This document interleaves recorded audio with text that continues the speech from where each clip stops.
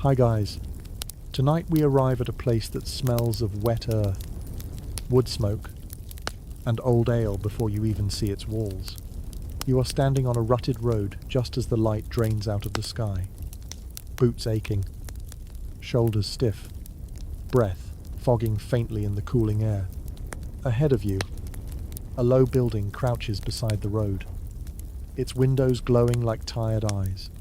This is the medieval inn. And whether you planned it or not, this is where you are sleeping tonight. You probably imagine inns as cozy little refuges. Warm fires, soft beds, maybe a friendly face pouring you a drink. You will get some of that. Yes, but you will also get noise, smells you cannot escape, and a level of intimacy with strangers that modern life has carefully trained you to avoid. You probably will not survive this night with your personal space intact. Still, you are here, and the road behind you has already faded into darkness. So, before you get comfortable, take a moment to like the video and subscribe, but only if you genuinely enjoy what I do here. And, as always, tell me where you are listening from, and what time it is for you right now. Someone out there is hearing this in daylight. Someone else is already half asleep. Both of you are welcome here. Now, dim the lights, and take a slow breath as you step closer to the building. The inn sits slightly lower than the road. Deliberately so. Water runs away from it when it rains. That is not an accident. Medieval builders knew a thing or two about staying dry, even if comfort was a distant second priority. Historians generally agree that most roadside inns were built close to trade routes, not for beauty, but for survival. Travelers meant money. Money meant food on the table. You pause outside for a moment. From within, you hear a low roar. Laughter rises and falls. Something wooden thumps against something harder. A voice sings, badly, and is immediately shouted down. There is life in there. Too much life. Perhaps. For someone who only wants to sleep. The door is thick, scarred with old scratches and darkened by years of hands pushing it open. You brace yourself and step inside. Warmth hits you first, uneven and smoky. Then the smell. Ale. Sweat. Damp cloaks. Roasted meat that has been cooked too long and left to linger in the air. The floor beneath your feet is packed earth, maybe scattered with rushes if you are lucky. Those rushes are supposed to help with moisture and dirt, though historians still argue whether they actually helped or just trapped smells more efficiently. Your eyes adjust slowly.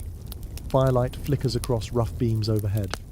This place is bigger than it looked outside, but only because everything is shared. Benches line long tables. Bodies pressed together without apology. No one looks up when you enter. At least not yet. You are not special. You are simply another tired shape adding heat to the room. This is your first lesson of the medieval inn.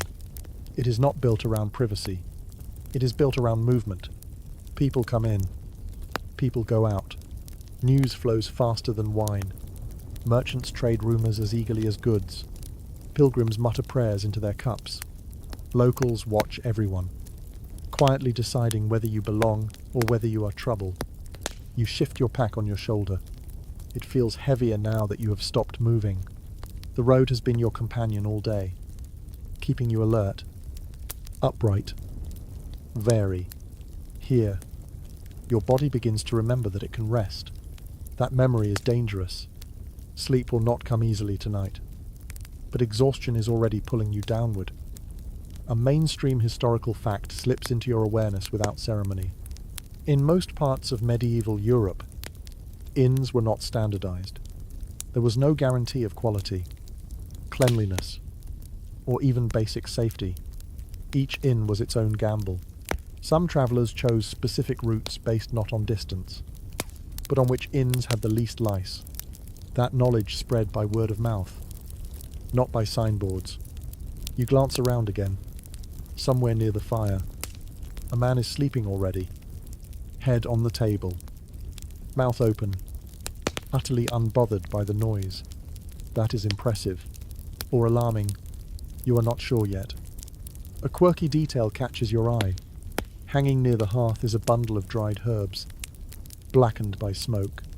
Some believed these helped purify the air. Others thought they warded off illness or bad spirits. Historians still argue whether innkeepers used them for genuine belief, customer comfort, or simple decoration. Either way, the herbs hang there, silent witnesses to countless nights like this one. You take another step inside, letting the door fall shut behind you. The sound of the road disappears instantly. That is the finality of it. You are committed now. No turning back unless you plan to sleep under the stars, which is colder, quieter, and significantly more dangerous. The fire pops. Sparks jump and vanish. Someone laughs again, louder this time, and the sound ripples across the room like a stone dropped into water. You feel it in your chest. This is not just a place to sleep. It is a living organism, breathing heat and noise and shared fatigue. You realize, faintly amused despite yourself, that you have entered a space where time behaves differently. Night here is not about silence and darkness. It is about compression. Too many lives, too close together, all trying to rest at once. You stand there, just inside the door. For a heartbeat longer, your body sways slightly. Tomorrow will come whether you sleep or not. For now, this inn is your entire world. And somewhere in this noisy, smoky room, your place for the night is waiting. You move deeper into the room, letting the door close fully behind you. And only then do you realize how sharply the sound has changed. Outside, the night was wide and open. In here, noise folds in on itself. Voices overlap. Laughter breaks mid-sentence. A cup scrapes across wood, somewhere near the fire. Fat drips and hisses. You are no longer an observer. You are part of the mass now. The light is worse than you expected, or maybe better, depending on your standards. It is warm. Yes, but it flickers constantly. Shadows crawl along the walls and ceiling, making the space feel alive in an unsettling way. Faces appear and disappear as people lean forward, then back again. No one stares for long. Prolonged attention would be rude, or worse, suspicious. Crossing the threshold of a medieval inn was more than stepping indoors. It was a social signal. Historians widely agree that once you entered, you were expected to participate, at least minimally. Sitting alone in silence marked you as either dangerous or unwell. Neither was desirable, so you keep moving, scanning for a place where you might blend rather than stand out. Your boots leave faint marks in the dirt floor. The ground is uneven, worn down by generations of feet. In some areas it feels almost polished. In others, soft and slightly damp. Medieval inns rarely had wooden floors in their main rooms. Wood was expensive, and dirt was easier to repair. Just smooth it over. Scatter fresh rushes if available, and pretend yesterday never happened. The smell grows stronger as you pass the tables. Ale is everywhere. Not the crisp, clean scent you might imagine, but something sour and sweet at the same time. This is normal. Medieval ale spoiled quickly and was often consumed within days. It was safer than water in many towns, which is a mainstream historical fact people still find hard to accept. You wrinkle your nose, then relax it. Complaining would achieve nothing. Someone bumps your elbow. There is no apology. Only a quick glance and a nod. That is enough. Space is negotiated physically here, not verbally. You adjust your pack again and tuck it closer to your body. Theft was not guaranteed in inns, but it was always possible. Historians still argue whether inns were safer than sleeping outdoors or simply concentrated risk into a smaller space. Near one wall, you notice a long bench pushed beneath a narrow window. The glass is thick and uneven, likely imported at great cost. That tells you something about this place. It is not the poorest inn on the road. Someone invested in it. Someone believed travelers would pay for even a small improvement in comfort. A fringe detail floats into your mind. Some inns kept a bell near the door, rung whenever a new guest entered, both to alert the innkeeper and to discourage thieves by making arrivals public. This one has no bell. Either it was lost, or no one bothered. You suspect the latter. You finally spot the innkeeper. Or rather, you identify them by behavior. They are not the loudest or the most central, but the room subtly bends around them. A middle-aged figure stands near a small counter. Hands never still. Coins are taken. Cups are filled. Words are exchanged quickly, efficiently. Reputation matters here. An innkeeper who cheated too openly would not last long. Travellers talked. Locals remembered. You wait. That is another lesson. You wait your turn. Leaning against a beam darkened by years of smoke. The wood is warm to the touch. That warmth feels like kindness, even if it is accidental. Your shoulders drop slightly. Your breathing slows. While you wait, you listen. Stories drift past you in fragments. A broken axle repaired just in time. A river crossing gone wrong. A town up ahead with strange customs. Inns were information hubs. Some scholars argue they functioned as unofficial news networks, spreading political shifts and local dangers long before formal messengers arrived. A laugh erupts behind you, sharp and sudden. You flinch before you can stop yourself. No one notices, or they notice and do not care. That is comforting in its own way. At last, the innkeeper looks at you, not with suspicion, not with welcome, simply with assessment. You step forward, pack still on your shoulder, and meet their gaze. Crossing the threshold is complete now. Whatever the road demanded of you today, it has been replaced. Here, the rules are different. You will learn them quickly, because you must. Your night has truly begun. You find a place near one of the long tables. Not quite sitting yet, just hovering at the edge, like someone easing into cold water. The surface looks rough, but polished by use. Countless elbows have rubbed it smooth over the years. Your fingers rest there for a moment, feeling the grooves and nicks left behind by knives, cups, and impatient hands. This table has heard more secrets than most people ever will. The common room breathes around you. It is not a single sound, but a layered one. A low murmur forms the base, steady and constant. Above it rise sharper notes. Laughter bursts out and fades.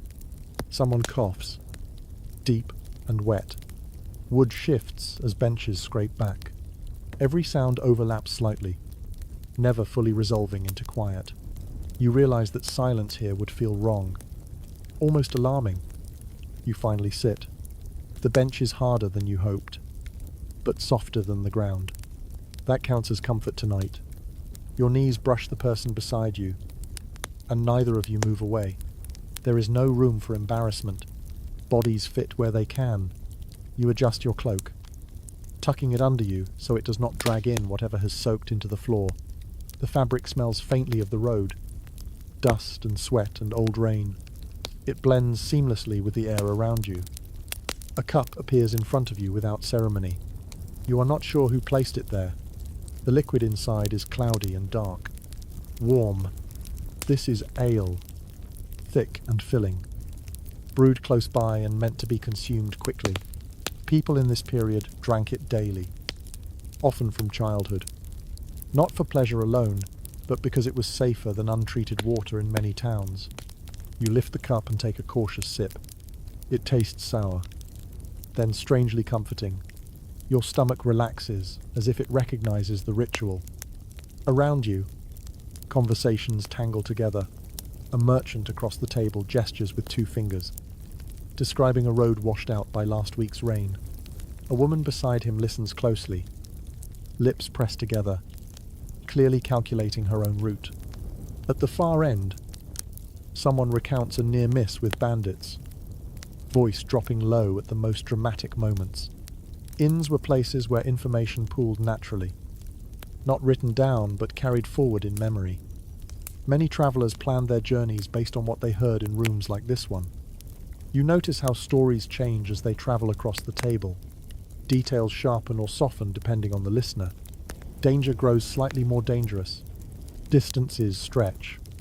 This is not deception exactly. It is survival. Attention is currency here, and a good story earns protection. Sympathy, maybe even a free refill. A small, strange detail draws your eye. Tied to a beam overhead is a worn horseshoe, blackened by smoke. Some believe it is for luck. Others say it marks the inn as honest. A quiet signal to travelers who know what to look for. There is no clear agreement, and written records are frustratingly vague. Still, the horseshoe hangs there, unbothered by debate, quietly observing the room. You shift again, trying to find a position that will not send a sharp ache through your hips later. Your body is tired in a deep way, the kind that settles into bone. The bench does not care, neither does the table. Furniture here is not designed for comfort but for endurance. It must survive spills, boots, weight, and time. So must you. The fire crackles louder for a moment, drawing your attention. Someone tosses on another piece of wood. Sparks leap up, then vanish into the dark rafters. The warmth spreads unevenly, blessing those closest to the hearth while leaving others to huddle deeper into their clothing. You are somewhere in between. Warm on one side, cool on the other. That imbalance keeps you awake. Food arrives next. Set down in the middle of the table. A thick stew, heavy with grains and whatever meat was available. No individual bowls, just spoons, dipping and withdrawing in turn. You hesitate for a heartbeat, then join in. Shared food is expected. Refusing it would be awkward at best, insulting at worst. You scoop carefully, avoiding the center where someone else's spoon has already stirred too often. The taste is simple and filling. Salt, fat, heat, enough to quiet hunger without delighting it. Meals like this were designed to sustain, not impress. Many travelers depended on inns for their largest meal of the day. Knowing the road offered little else. As you eat, warmth spreads through your chest, loosening muscles you did not realize were clenched. Someone across from you begins to sing. Not well, not terribly either, just loud enough to draw groans and a few half-hearted harmonies. The song is familiar to several people at the table, which surprises you. Tunes traveled easily in a world without printed music, carried by voices from inn to inn. A melody learned here might surface weeks later in a town far away. Changed, but recognizable. The room grows hazier as smoke thickens. Your eyes sting slightly. You blink and rub them, smearing a bit of grime across your knuckle. Chimneys existed, but they were imperfect, and smoke often lingered where it pleased. People accepted this as normal. Chronic coughing was common. Some medical writers of the time even blamed smoky interiors for a range of illnesses, though no clear solutions followed. You lean back for a moment, listening rather than watching. The soundscape shifts subtly as the evening deepens. Conversations slow. Laughter becomes heavier, less sharp. Cups are refilled less often. Fatigue settles in waves. This is the rhythm of the common room. Predictable and oddly soothing. There is still tension here, though you feel it beneath the surface. Too many strangers. Too many unknown intentions. People keep one hand near their belongings. Eyes flick sideways more than forward. Trust exists, but it is cautious and temporary. Some modern historians suggest that violence in inns was less common than popular imagination claims, while others point to court records that tell a harsher story. The truth likely lives somewhere in between, shaped by location and circumstance. Your shoulders slump. The bench presses into your thighs. You are no longer fully present in the room, drifting slightly inward, Exhaustion blurs the edges of sound and light. You could sleep here, head on the table. If you let yourself, many do. But the night is not finished with you yet. For now, you sit among strangers, warmed by fire and food, surrounded by noise that somehow makes you feel less alone. This shared weariness binds you together more effectively than kindness ever could. Outside, the road waits. Inside, the common room hums, holding you in its rough embrace. Your eyes keep drifting back to the figure who seems to belong to the room more than anyone else. Not the loudest voice, not the strongest presence, yet everything bends subtly in their direction. When they move, space opens. When they speak, sound dips. Just slightly. This is the person who runs the inn. You watch them the way tired people do, without staring, absorbing patterns instead of details. Their hands are always doing something, counting coins, wiping a cup that will never truly be clean, adjusting a pot near the fire. They rarely sit. Rest here is a luxury reserved for guests.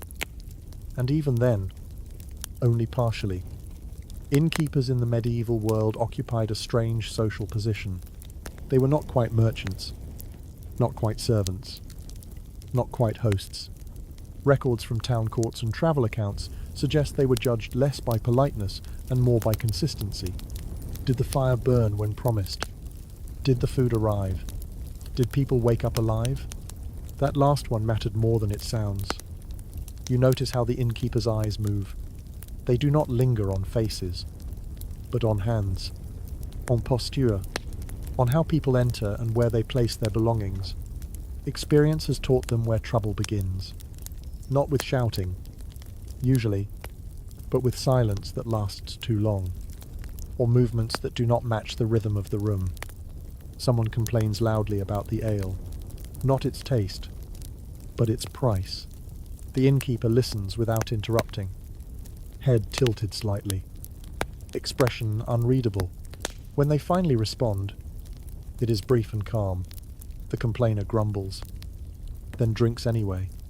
That small exchange tells you a lot. Authority here is not enforced with threats, but with reputation. An innkeeper known to lose control would lose business quickly. Word travelled faster than roads. There is an old belief that inns were lawless spaces, full of unchecked chaos. The reality appears more nuanced.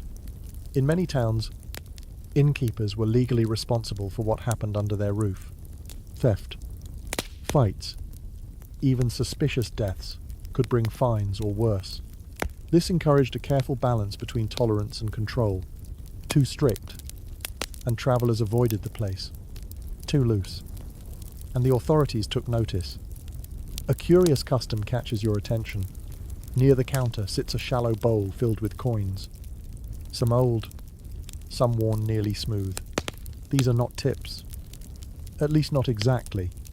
In some regions, guests were expected to leave small offerings to cover breakage or shared losses. If a cup shattered or a bench cracked, the cost was spread across many hands. It was an early form of shared risk, though no one would have described it that way. You wonder how long this innkeeper has stood in this spot. Years. Likely. Decades. Possibly. Running an inn was often a family trade, passed down through generations. Children grew up learning how to judge strangers by the sound of their footsteps. They learned which nights brought merchants, which brought soldiers, which brought drunks who needed watching. The innkeeper glances toward the door every so often, even though it has not opened again. Habit. They are always counting who is inside and who is not. In a world without formal guest lists, memory did the work. Losing track of someone could mean trouble later. You catch their eye briefly. Just a flicker of acknowledgement. Not a welcome.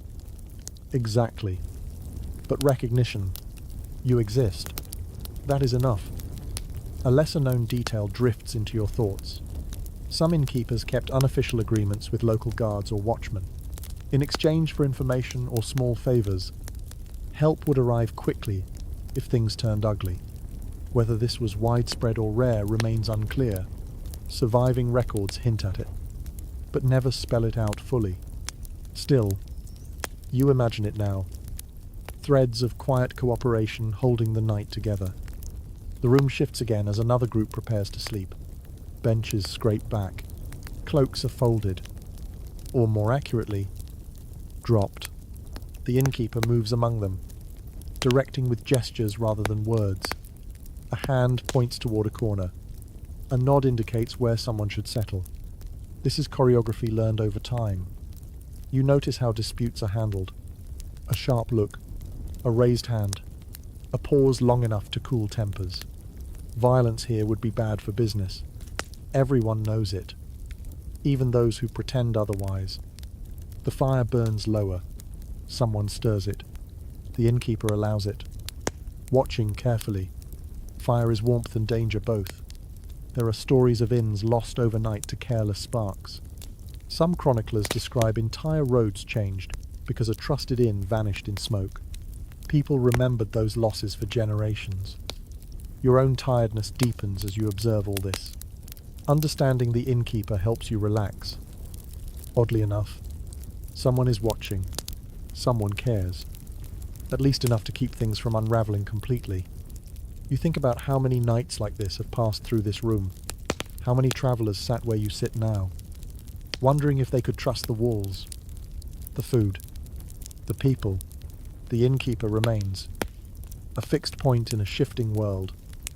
Later writers would disagree about whether innkeepers were generous figures or cynical opportunists. The truth likely depended on the night, the road, the weather, and the people involved. Tonight, this one keeps the fire alive, the noise contained, and the doors closed. That is enough. You settle back against the bench, eyes heavy, letting the room hold you a little longer.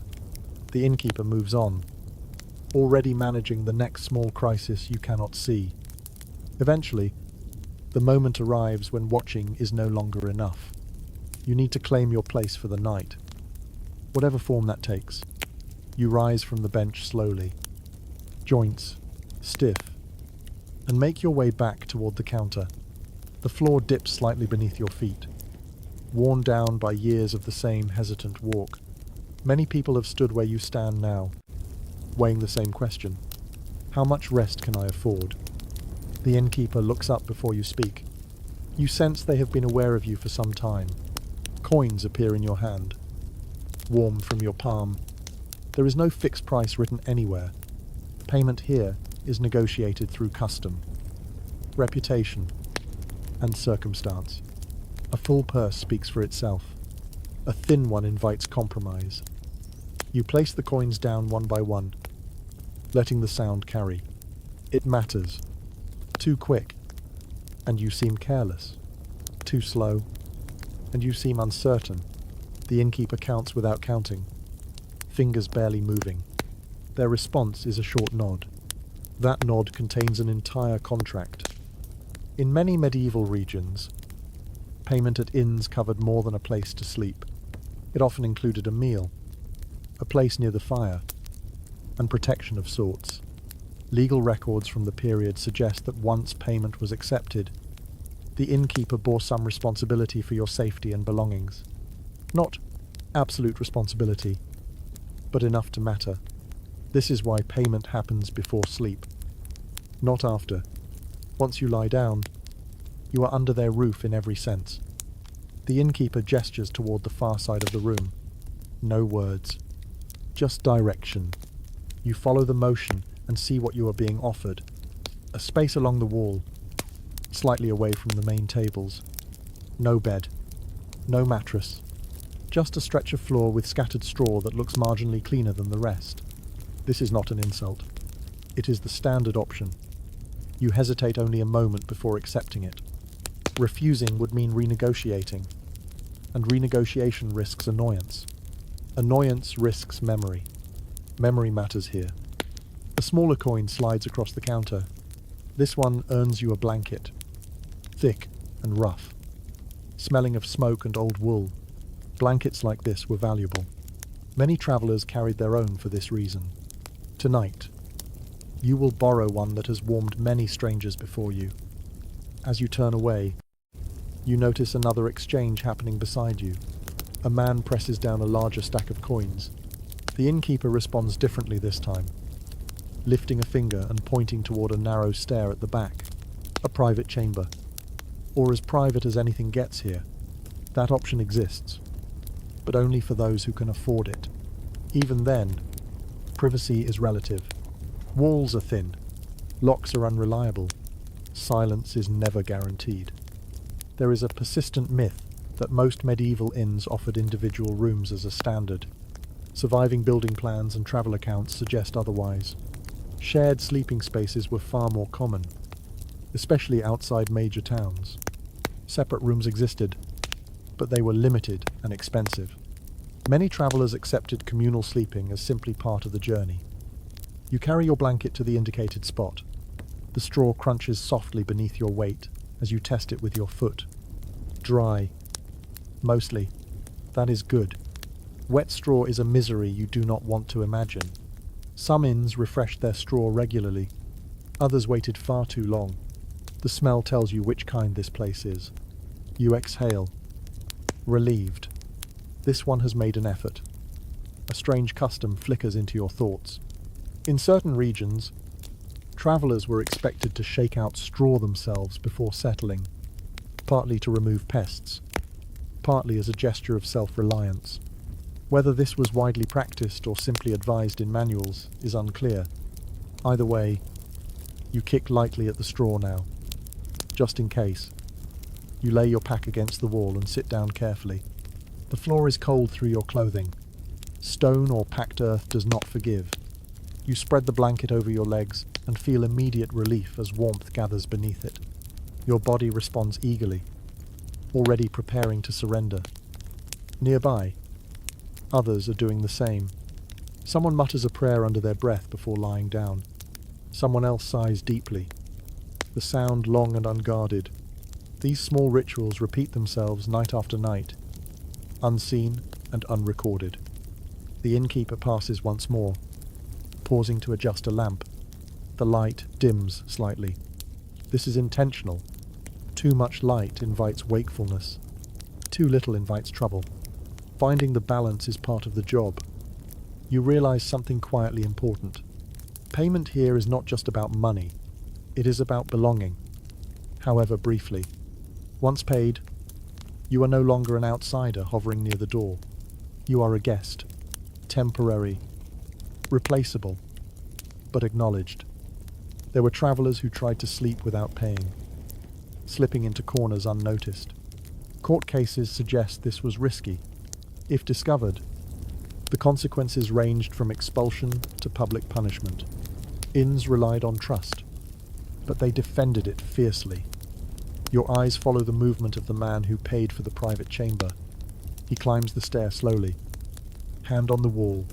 You wonder if his rest will truly be better than yours. Solitude can be its own discomfort. The room settles again. The negotiation phase of the night is ending. Everyone knows where they stand now, literally and figuratively. The fire burns low. Voices soften. You lie back fully for the first time, spine meeting the ground. It is not comfortable, but it is rest. The road has taught your body to accept this difference. Payment has been made. The bargain is complete. All that remains is to endure the night. The food comes late. After payment. After decisions have settled into place. This is deliberate. Hunger sharpens patience. A fed traveler is quieter, easier to manage, less likely to argue over space or warmth. You understand this instinctively as the smell drifts toward you, thick and grounding, cutting through smoke and sweat with surprising authority. A pot is lifted from the hearth and set near the table. Steam rises slowly, carrying the scent of grains and fat. No announcement follows. People simply notice. One by one, like animals sensing rain, you push yourself up, blanket sliding from your legs, and join the slow movement toward the food. There are no plates, just bowls that have seen better years and spoons worn thin at the edges. You take one without ceremony. The stew is ladled out generously, though not lavishly. The innkeeper controls portions with a practiced eye. Too much. And the pot empties early. Too little. And complaints begin. Balance is everything. Meals like this were the backbone of travel. Many inns provided only one hot dish per evening, designed to satisfy rather than impress. Written household accounts from the period suggest these stews relied heavily on whatever was cheapest and most available. Barley, peas, onions, scraps of meat. Flavor came from salt more than spice. You taste it now. Simple, heavy, comforting in its honesty. You sit back down with your bowl, steam warming your face.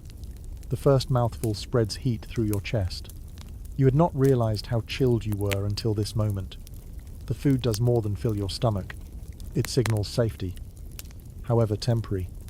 Eating indoors, among others, marks a pause in vigilance. Around you, conversation resumes in softer tones. Eating slows speech. People listen more. A merchant explains a delay at a river crossing. Spoon pausing mid-air as he emphasizes a point. Someone else nods. Chewing thoughtfully. These exchanges matter. Knowledge shared over food tends to stick. A lesser-known habit surfaces here.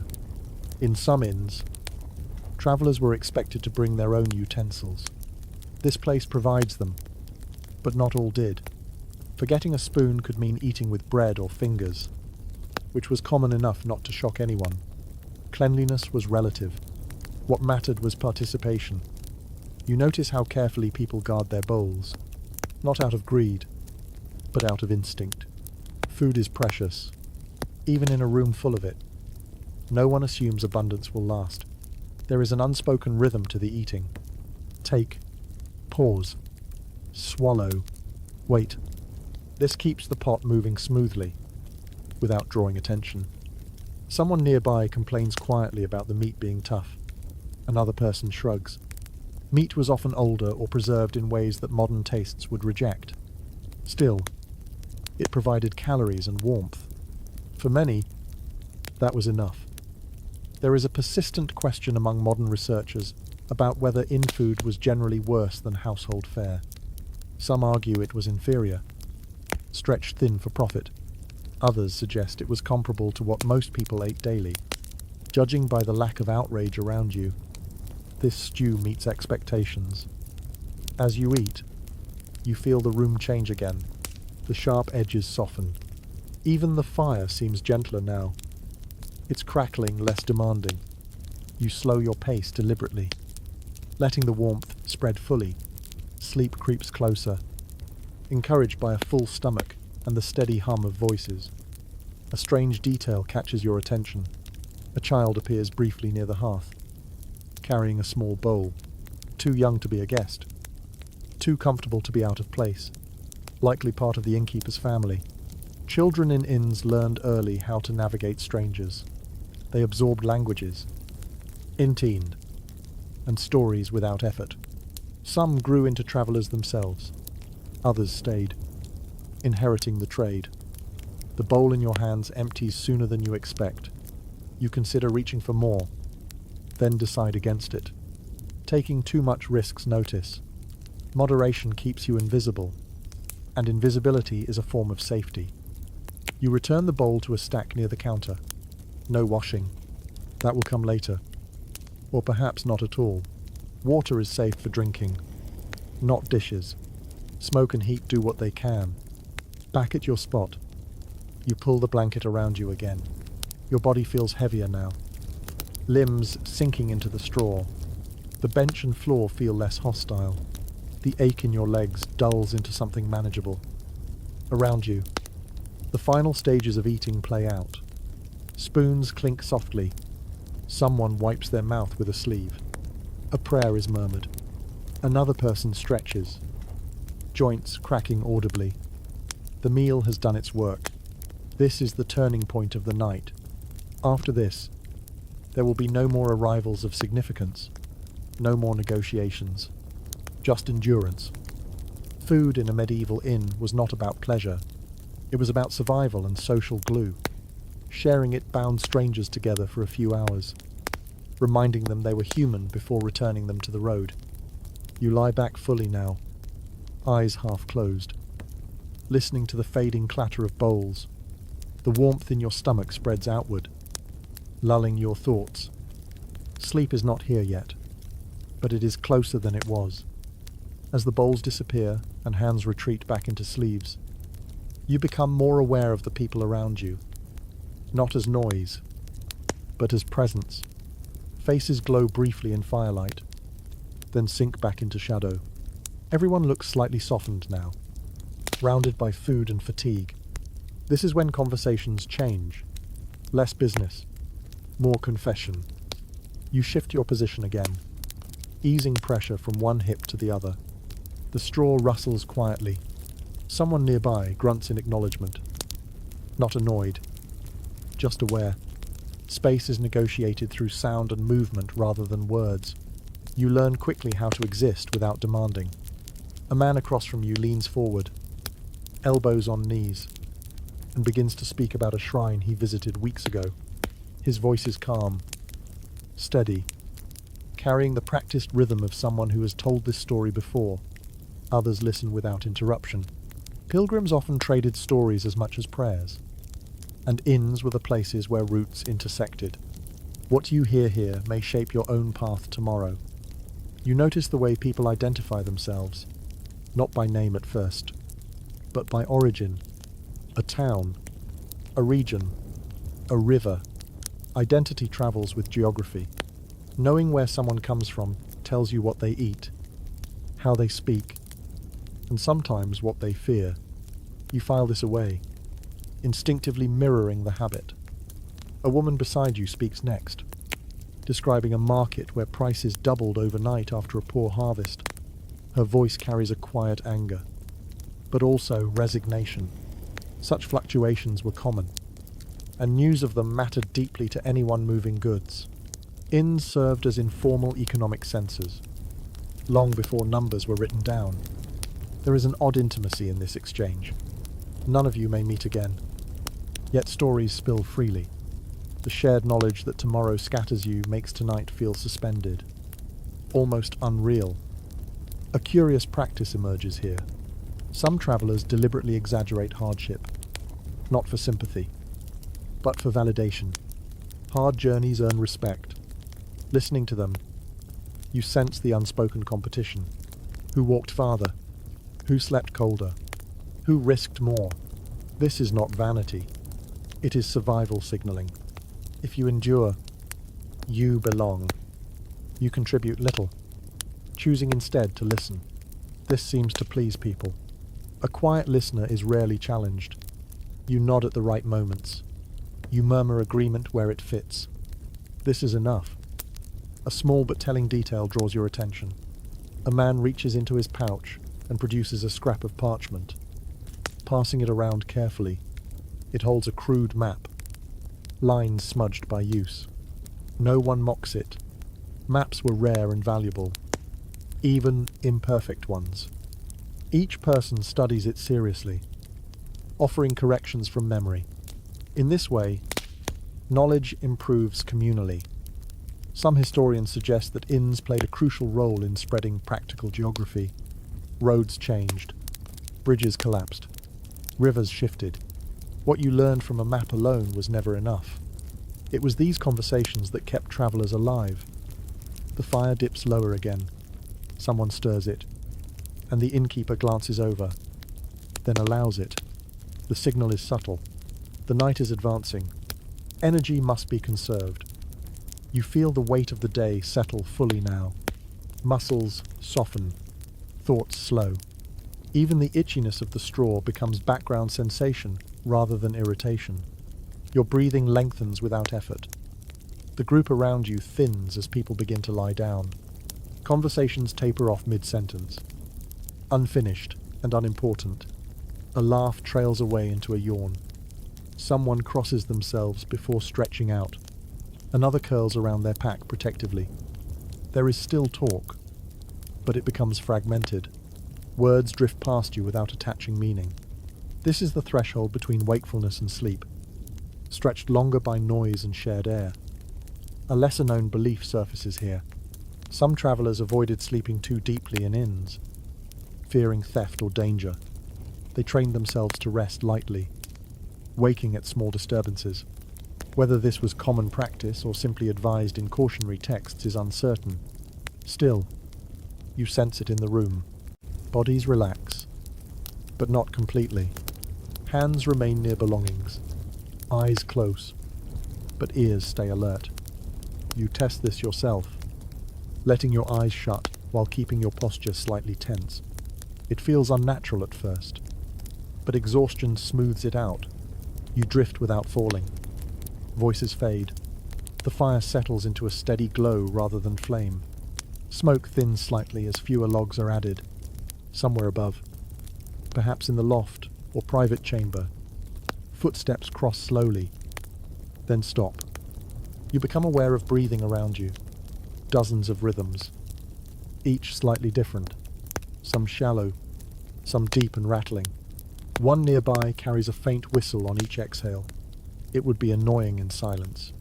Here, it blends in. Your mind wanders briefly. You think about the road ahead, then let the thought dissolve. Tomorrow belongs to tomorrow.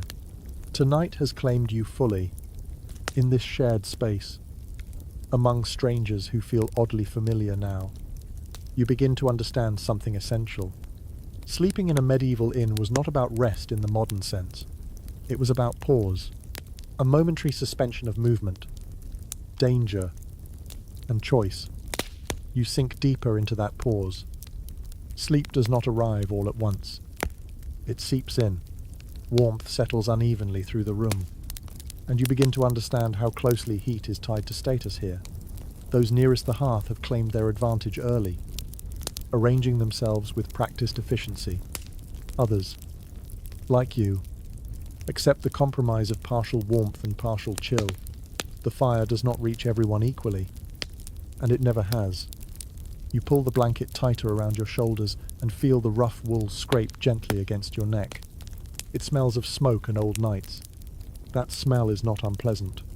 It carries the quiet reassurance that this fabric has done its job before, many times. Heat in a medieval inn is never abstract.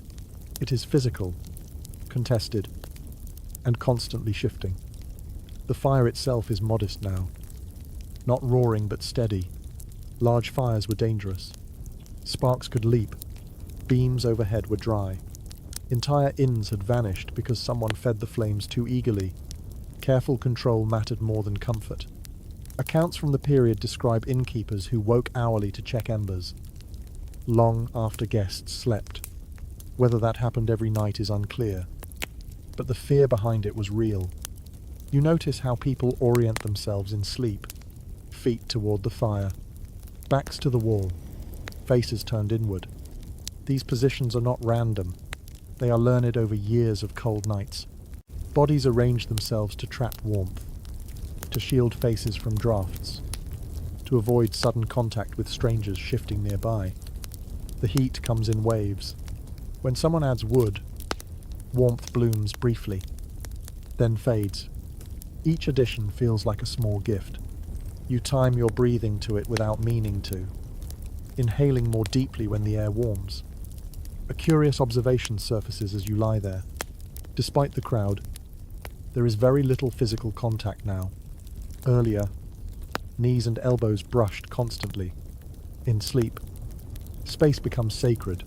People curl inward, shrinking themselves. Even those sharing beds maintain careful distance, touching only where necessary. It is a quiet choreography, respected without instruction. There is an old assumption that medieval people were less sensitive to cold than we are.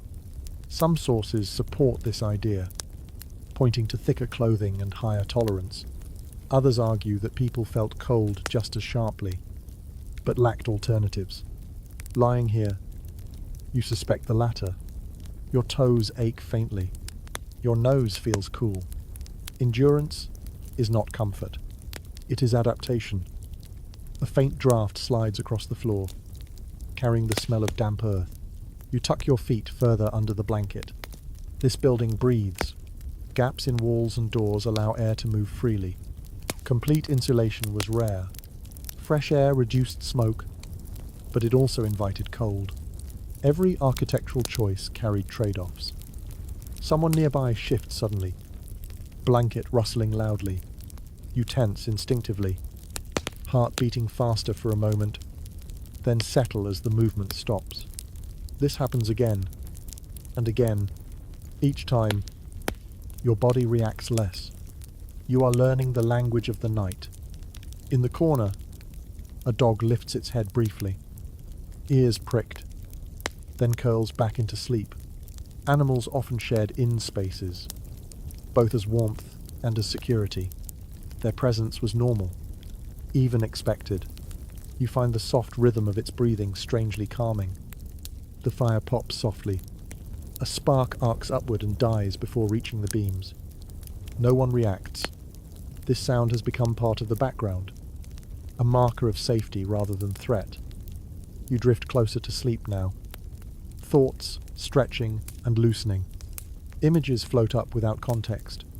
The road behind you, faces at the table, the innkeeper's steady hands. They blur together, losing edges. Then a sharper awareness pulls you back. Cold. The fire has dipped lower again. Heat withdraws, leaving pockets of chill. This is the hardest part of the night. The stretch before dawn when fires are not renewed and bodies are too tired to compensate. You curl tighter, knees drawn up slightly. The straw beneath you compresses, offering less cushion than before. You adjust, seeking a better balance, then give up and accept it. Acceptance comes easier now. Some travelers slept fully clothed for this reason, layering garments rather than removing them. Others loosened only what they must, conserving warmth. You choose the middle path, easing tight straps but keeping most layers on. Sleep here is practical, not ceremonial. A subtle sound reaches you, distant but persistent. Wind outside, brushing against walls. The inn groans faintly in response. Wood shifting with temperature changes. These sounds might alarm you elsewhere. Here, they feel oddly protective, like the building reminding you it is still standing. There are stories of inns haunted by travelers who never left. Whether these tales reflect genuine belief or serve as cautionary entertainment is unclear. Lying here, surrounded by breath and warmth and faint creaks, you can imagine how such stories took hold. Darkness invites interpretation. Your breathing deepens again. The room fades slightly at the edges. You are not fully asleep, but you are no longer fully awake. This in-between space stretches longer than it would in silence. Noise anchors you, preventing the plunge. A hand reaches out nearby, groping briefly in the dark, then retreats. Someone checking their belongings, someone waking from a half-dream. It happens without drama. Nighttime vigilance is quiet. You think briefly about how many nights like this shaped people's lives. Sleep fragmented, shared, cautious, dreams interrupted, rest earned in pieces. Modern expectations of deep, uninterrupted sleep would have seemed foreign here. That thought drifts away, unfinished. Your body sinks further into the straw. The blanket warms fully now, trapping what little heat remains. Your jaw relaxes, your shoulders drop. The fire glows faintly, embers pulsing like slow breaths. The inn holds steady around you. At last, sleep stops circling. It settles. You wake without fully waking. Something shifts in the room, and your body responds before your mind understands why. A bench scrapes softly. Straw rustles. A low voice murmurs, then fades. This is how the night moves here. Not in clean breaks, but in gentle disturbances that ripple outward and then disappear. Your eyes remain closed. That feels safer. Darkness behind your lids is easier to manage than the flickering half-light of dying embers. You listen instead. Listening has become your primary sense. It tells you what matters and what does not. Footsteps cross the room slowly. Careful not to stumble over sleeping bodies. Someone is moving toward the door, or perhaps toward the corner where the privy bucket sits. Night needs do not stop just because rest is scarce. People rise and return with minimal fuss, trained to navigate darkness by memory and instinct. A soft cough breaks the quiet near your feet. Another answers it farther away.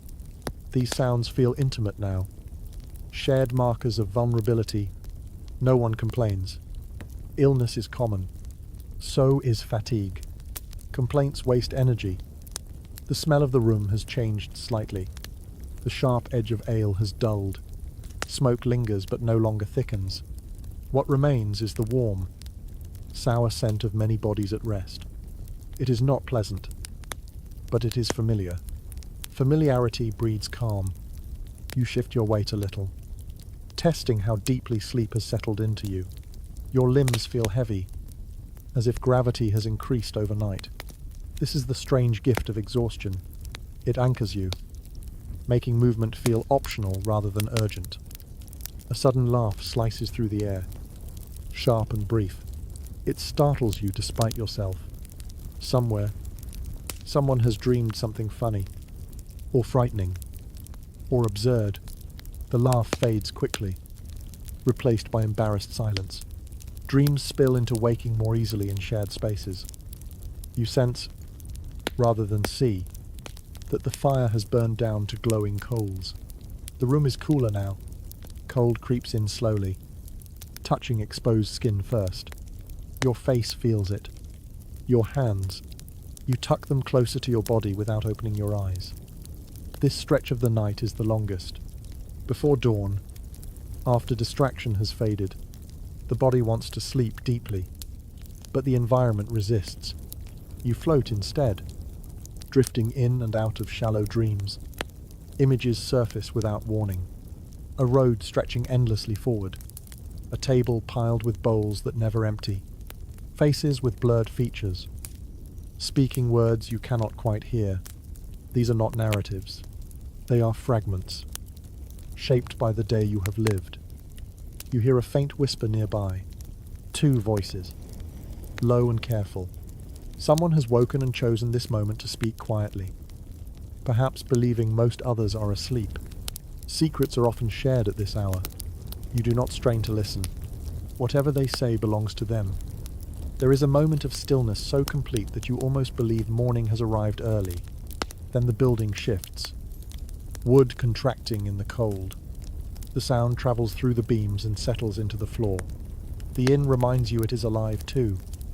People in this time slept differently than you are used to. Accounts suggest that waking during the night was normal, even expected. Some prayed, some reflected, some simply waited until sleep returned. The idea of uninterrupted rest was rare. You are participating in a rhythm older than clocks. Your mind wanders briefly to safety. Are you safe here? The question arises without panic. You consider it honestly. There are risks. Yes, theft, illness, fire. But you are surrounded by others who share the same risks. That shared exposure creates a kind of quiet protection. Harm here would not go unnoticed. A lesser-known habit surfaces in your memory. Some travelers slept with a hand through the strap of their bag, so that movement would wake them. You try it now, fingers curling loosely around leather. The gesture comforts you more than it actually secures anything. You doze again. Time loses shape. Minutes stretch. Hours compress. Your breathing deepens, then lightens. Somewhere in the room, someone snores loudly. Pause, then resumes. The sound is rhythmic enough to blend into the background. Cold presses closer as the fire fades completely. This is the hour when blankets are tested. You pull yours higher, covering your mouth. Warm breath pools beneath the fabric. Moist and comforting, you breathe slowly to keep it there. A faint light begins to creep in around the edges of the shutters. almost imperceptible at first. You do not notice it consciously, but your body does. Hormones shift. Sleep loosens its hold slightly. Outside, something moves. A cart, perhaps, or an early traveller passing by. The sound is distant and muffled, but its signals change. The world beyond the inn has not stopped. Inside, people begin to stir in small ways. A stretch, a sigh, a whispered curse as someone rolls onto a sore hip. The night is preparing to release its grip. You open your eyes briefly, just enough to orient yourself. The room is dim, blue-grey now rather than orange. Shapes are softer, faces still. You close your eyes again. There is no need to rush. This half-light feels gentler than darkness. It promises resolution.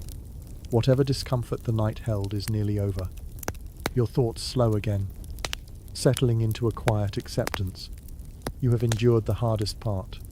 Cold. Noise. Interruption. You have rested enough to continue. Sleep thins but does not vanish. You hover in that fragile space where waking begins to outweigh dreaming. Morning is coming. Not yet. But soon. The first true signs of morning arrive without ceremony. There is no bell. No announcement. Just a subtle shift in the way the room holds itself. Breathing changes. Bodies stretch a little farther before settling again. You sense it before you see it. The night loosening its grip. A faint grey light seeps through the shutters. Thin as smoke. It settles along the walls and floor, revealing shapes that were only guessed at before. The fire is now nothing more than dull embers. Their warmth long gone. Cold has reclaimed the space. Sharper, now that sleep has thinned. You lie still, listening. Morning sounds are different from night sounds. They are more deliberate. Someone clears their throat. Another person sits up slowly, joints cracking with quiet complaint. A boot scrapes against the floor, searching for its match. These noises carry purpose. The night tolerated rest. Morning demands movement. Your body resists at first. Muscles ache in unfamiliar places. The straw beneath you feels harder now, less forgiving. You shift carefully, testing what hurts and what does not. Your back protests, then settles. This is the price of rest taken wherever it can be found. Nearby, someone yawns widely and makes no attempt to hide it. A ripple follows. Yawns are contagious. Even here, even now, fatigue binds you together one last time before the day pulls you apart. The innkeeper is already awake. You notice this without seeing them at first. It is in the way the room is being managed. A shutter opens slightly. A bucket is moved. A low voice murmurs instructions to someone younger. The machinery of the day begins quietly, practiced and efficient. Morning in a medieval inn did not bring leisure. It brought urgency. Travellers wanted to leave early to make the most of daylight. The innkeeper wanted them gone in good order, before tempers frayed and debts were questioned. There was a rhythm to departure, shaped by long habit. You sit up slowly, blanket slipping from your shoulders. The cold hits immediately, sharp enough to make you hiss softly. You pull your cloak tighter around you. Sleeping in layers helped, but rising still hurts. You rub your hands together, breathing into them, trying to coax warmth back into stiff fingers. Light strengthens incrementally. Faces become clearer. You recognize a few from the night before. Others look different now, stripped of firelight and shadow. Everyone seems more ordinary in daylight, less mysterious, more human. A man near the door stands and stretches, arms raised, then bends to gather his things. He moves quickly, efficiently. This is not his first departure. He knows what matters. Pack, cloak, coin purse. Everything else can wait. You do the same, reaching for your belongings and checking them by touch rather than sight. Pack strap, pouch, knife, all present. Relief settles in your chest. Loss in the night would have lingered far longer than discomfort. There is a smell of bread now, faint but unmistakable. Someone has set a small loaf near the fire, warming it slightly. Morning food in inns was often minimal, if it existed at all. Many travellers brought their own. Still, the scent lifts your spirits. Even a little sustenance makes the road feel less hostile. You watch as people approach the counter one by one. Some offer a coin. Some offer a nod. Some say nothing at all. Payment was not always exact, especially for those who slept on the floor. The understanding was flexible, shaped by custom rather than strict accounting. There is an ongoing discussion among historians about whether morning meals were standard at inns or exceptional. Evidence varies by region and period. What seems clear is that expectations were modest. No one lingers in hope of comfort. Morning is about readiness, not pleasure. You take a small piece of bread when it is offered, accepting it with a quiet thanks. It is coarse, dense, and slightly stale. Perfect. It fills your mouth and steadies your stomach. You chew slowly, aware that this may be your last solid food for hours. Around you, conversations resume briefly, then fade. The stories of the night are over. Now come directions, warnings, and quick exchanges of information. A bridge ahead is damaged. A market opens late today. Rain is expected by afternoon. These details matter more than tales now. Someone mentions the weather with a sigh. Cold mornings like this sap energy quickly. Travellers adjusted their plans accordingly, sometimes leaving later to let frost lift, sometimes leaving earlier to beat it. You consider your own route instinctively, even if you have not named it yet. The innkeeper moves among the departing guests, watchful but calm. Their role now is to clear the space, prepare for the next cycle. Beds, or rather straw, must be refreshed, floors swept, fires rebuilt. The night leaves behind work. You stand fully now, feeling the pull of gravity return. Sleep has receded, leaving behind a dull ache and a sense of completion. You survived the night. That matters more than comfort. As you sling your pack over your shoulder, you catch a final glimpse of the room as it truly is. Not a refuge, not a danger, but a mechanism. It gathers people, warms them briefly, feeds them enough, then releases them back into motion. This is its purpose. A strange thought crosses your mind. For all its discomfort, the inn offered something rare. Witnesses. If something had gone wrong, someone would have seen. Someone would have remembered. That shared presence carried weight in a world where isolation was often deadly. You move toward the door with the others. Cold air leaks in as it opens, sharp and bracing. Outside, the road waits, pale and quiet. The sky has lightened enough to show its shape, though the sun remains hidden. You pause at the threshold for just a moment, breathing in the outside air. It smells cleaner, thinner. You feel taller here, more alert. The inn has done its work. Behind you, the door closes again, muffling the sounds inside. Another night finished. Another set of travellers dispersed. You step forward, boots meeting the road, body stiff but capable.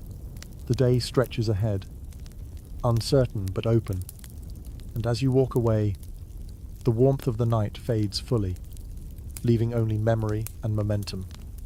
The road greets you with a kind of honesty the inn never offered. Cold air clears the last traces of smoke from your lungs, and your breath feels sharper, cleaner. Your muscles protest as you settle into motion again. Rest was partial. It always is. Still, movement comes easier than you expected, as if the night, for all its discomfort, did its quiet work. You walk for a while before fully waking. The rhythm of your steps carries you forward, each footfall a reminder that you are alone again, or at least separate. The inn fades behind you quickly. Buildings like that recede from memory faster than the road itself. They are pauses, not destinations. As you move, Your thoughts drift back to the night, not in a neat sequence, but in fragments. The warmth near the hearth, the weight of the blanket, voices overlapping and then dissolving into breath and sleep. These memories cling briefly, then loosen as the morning asserts itself. You adjust your pack strap, feeling where it rubbed your shoulder during the night. A faint soreness remains. It will fade soon, replaced by the familiar ache of travel. You accept this without complaint. Discomfort is expected. It proves you are still moving. In this time, travelers often measured nights not by quality of sleep, but by outcomes. Did you wake with your belongings intact? Did illness avoid you? Did the fire stay contained? By those measures, your night was a success. Comfort would have been a bonus, not a promise. As the inn disappears from sight, you notice something subtle. Your awareness feels sharper than it did yesterday evening. You listen more closely to the sounds around you. Birds testing the morning, wind moving through bare branches, distant water. The night has tuned you, not dulled you. There is a belief that medieval travel hardened people beyond feeling, that fatigue and cold numbed sensation. Walking now, you suspect the opposite. Nights like that trained sensitivity. You learn to read small changes because they mattered. Safety often depended on noticing before understanding. You pass another traveller heading in the opposite direction. There is no conversation, only a nod. That nod carries recognition.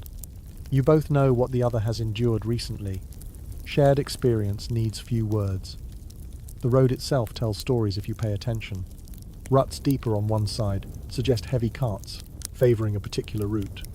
Scattered straw hints at livestock driven through earlier. Mud dried into uneven patterns reveals where water pooled overnight. These signs guide you as much as maps ever could. Some scholars argue that repeated nights in inns created a shared travel culture across regions. Gestures, expectations, habits spread along with goods. You feel part of that now, even if you cannot name it. The way you walk, the way you scan ahead, the way you ration attention, all reflect lessons learned indoors and out. Your stomach tightens slightly as the warmth of the stew fully fades. The bread sits heavy but insufficient. You know when you will need to eat again. You plan your steps accordingly, counting distance not in miles, but in hunger. A curious memory surfaces. The horseshoe above the hearth. You wonder briefly whether it brought luck or simply marked continuity. Objects like that outlast individuals. They gather meaning from repetition. Tonight, another traveller will notice it and wonder the same thing. The night also leaves traces in your body. Your shoulders hunch slightly against imagined cold. Your hands curl reflexively when a sound startles you. These habits will ease as daylight strengthens. By afternoon, you will feel like yourself again, or whatever version of yourself the road allows. You pause briefly at a bend where the road dips. From here, you can no longer see the inn. That feels significant, though you cannot say why. You take a breath.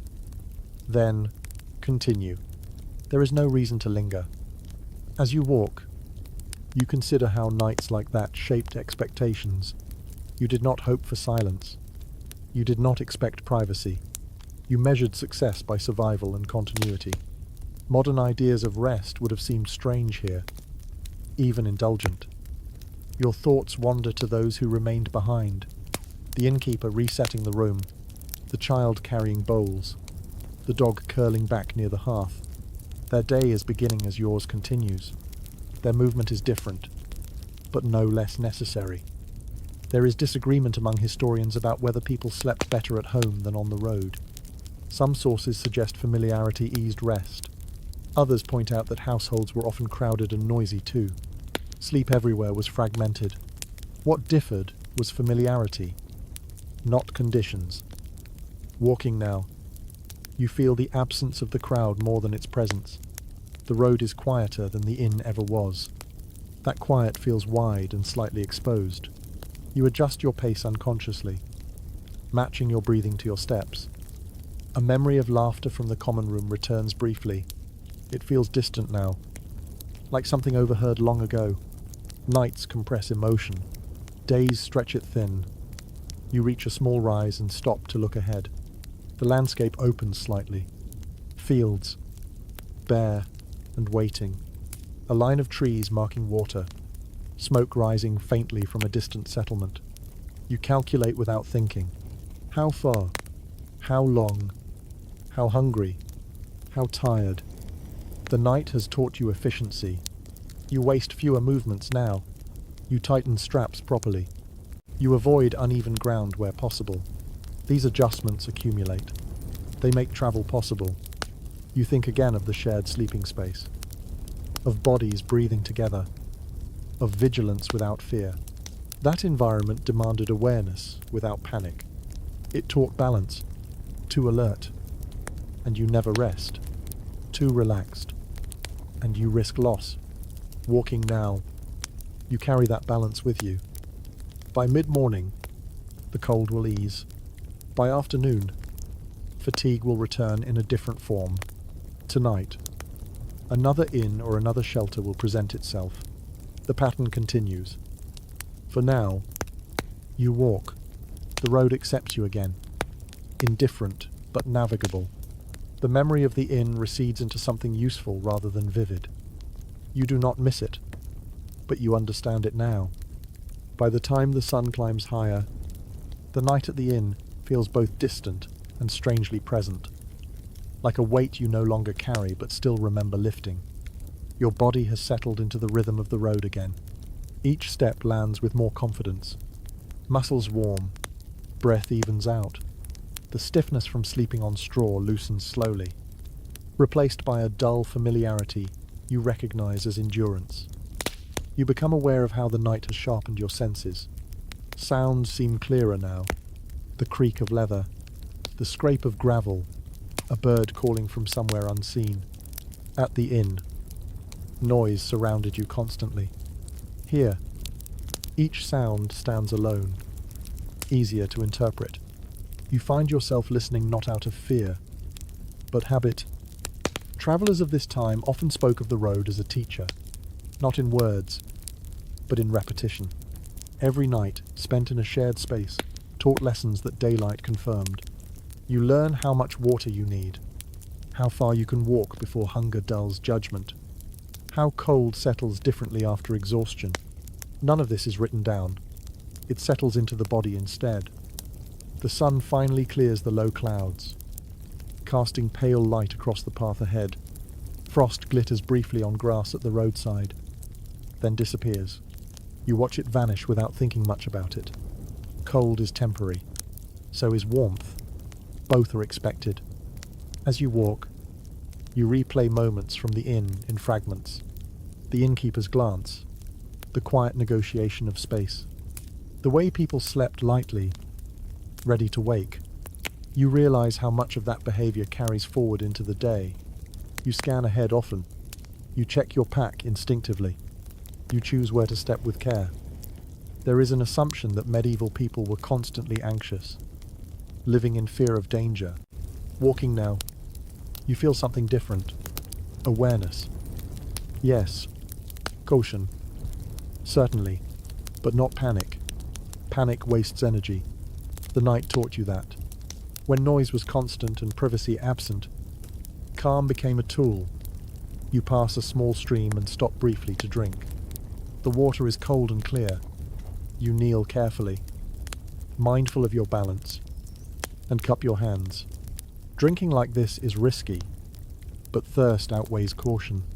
Many travelers relied on streams and springs, judging safety by smell, clarity, and local knowledge.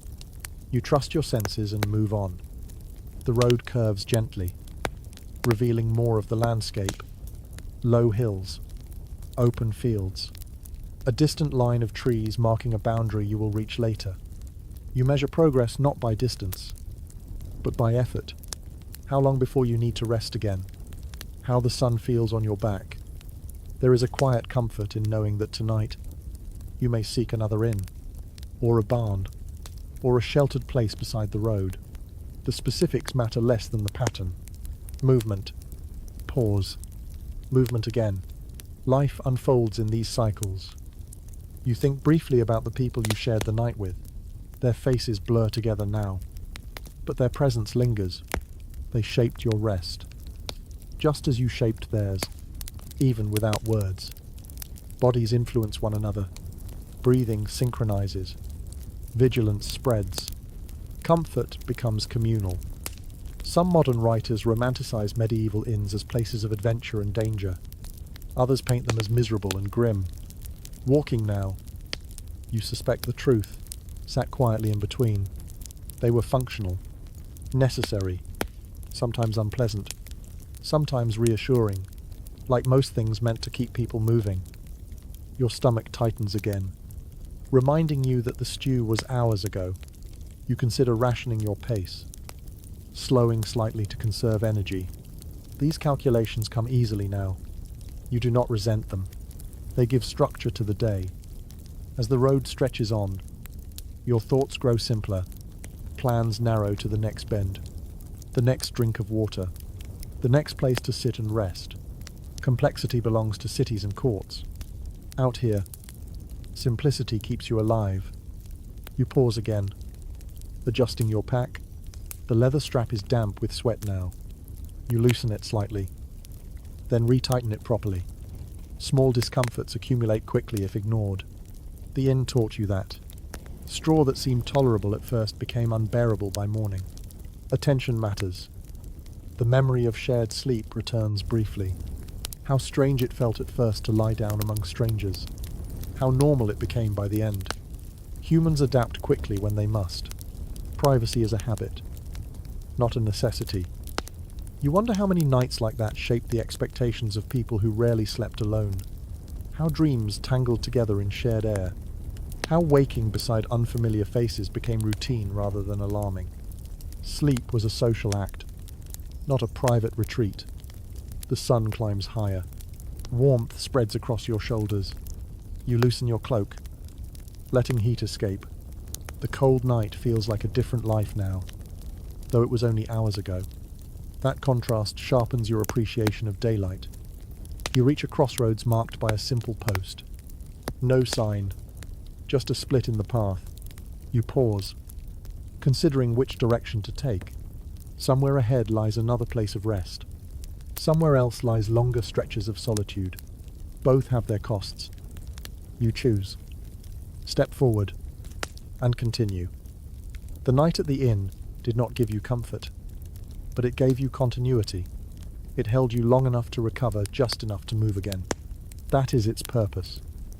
As you walk on, you carry that lesson with you.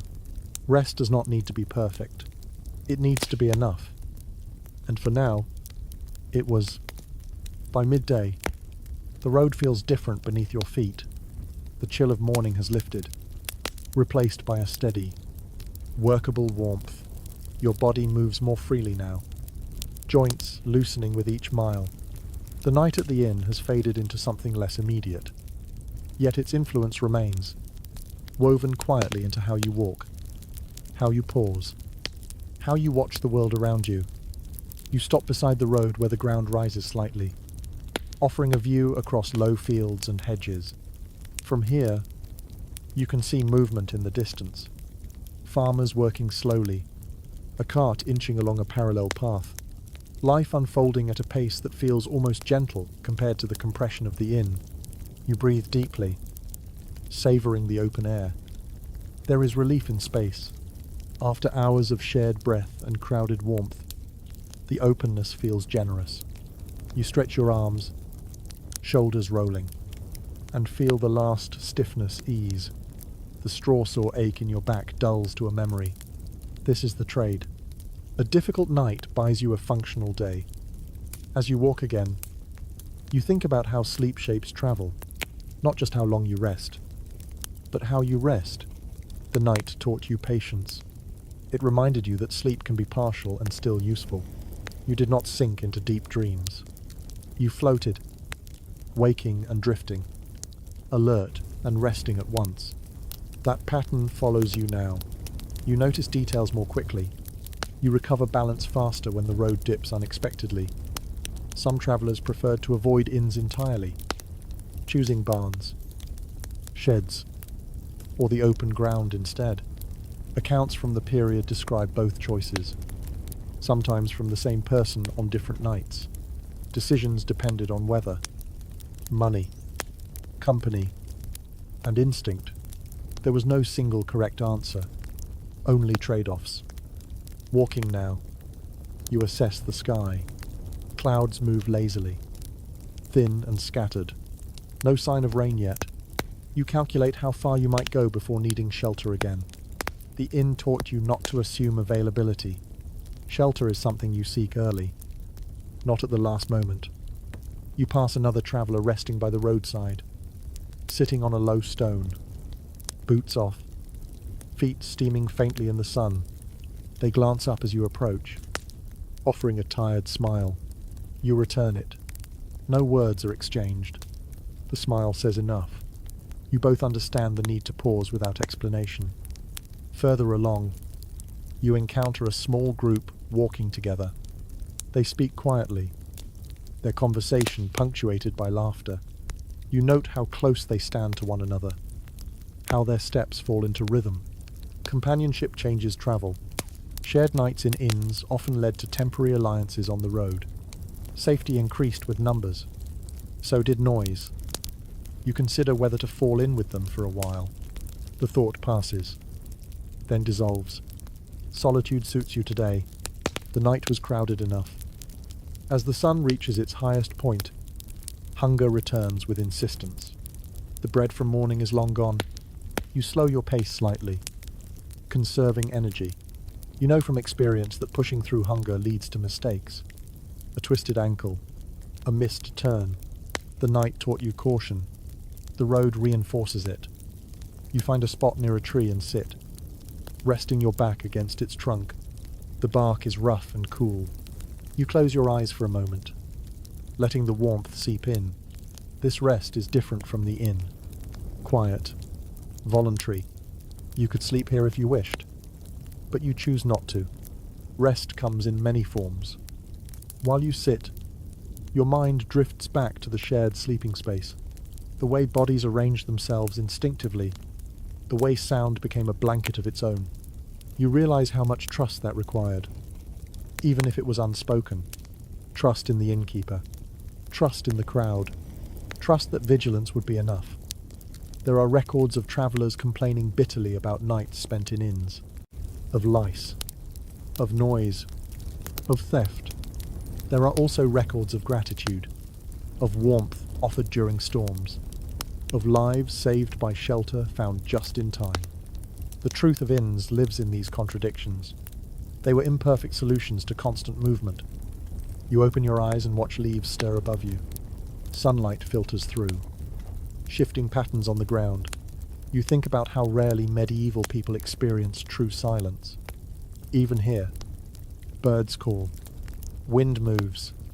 In the inn, sound was human and constant. Out here, it is broader, less demanding. You rise and continue, feeling steadier for the pause. Your steps fall into rhythm again. Each mile brings subtle changes. The road surface shifts. The smell of the air changes slightly. You pass through invisible boundaries, shaped by land use and local habit. As afternoon deepens, fatigue creeps back in, quieter this time. Not the sharp exhaustion of night, but a slow drain. You accept it. This is expected. The night was never meant to restore you fully. It was meant to reset you just enough. You begin to think ahead again. Where might you sleep tonight? Another inn, perhaps, or a farmhouse willing to offer space for a small coin, or a sheltered spot by the road. You weigh options without anxiety. Planning has become part of your walking. The memory of the innkeeper returns briefly. Their steady movements, their careful balance of warmth and restraint. You realize how much responsibility rested on that role. To host strangers without knowing their intentions. To manage fire, food, and conflict through long nights. Inns were not passive spaces. They required constant attention. You feel a flicker of appreciation for that labor, unexpected and brief. Without it, the road would be harsher, more dangerous. Even flawed shelter matters. The sun begins its slow descent, though it still feels early. Light changes, growing softer. Shadows lengthen. You adjust your pace again, aware that daylight is finite. The night ahead will demand its own preparation. You walk on, carrying the lessons of straw and smoke and shared breath. The inn has already receded into the past, but its imprint remains in your posture, your patience, your awareness. When evening comes, you will seek shelter again, and when you lie down, wherever that may be, you will remember how to rest without surrendering. By late afternoon, the world begins to tilt gently toward evening. The sun lowers just enough to soften the air, and shadows stretch across the road like long fingers pointing forward. You feel the shift before you see it. The day exhales, and with it, your energy thins into something more fragile. Your pace slows without conscious decision. Each step still lands true, but there is less urgency behind it. The night at the inn has already shaped this moment. You know better than to rush into darkness unprepared. Shelter is not something you look for when the light is gone. It is something you secure while you still can. You scan the landscape more deliberately now. A cluster of trees might block wind.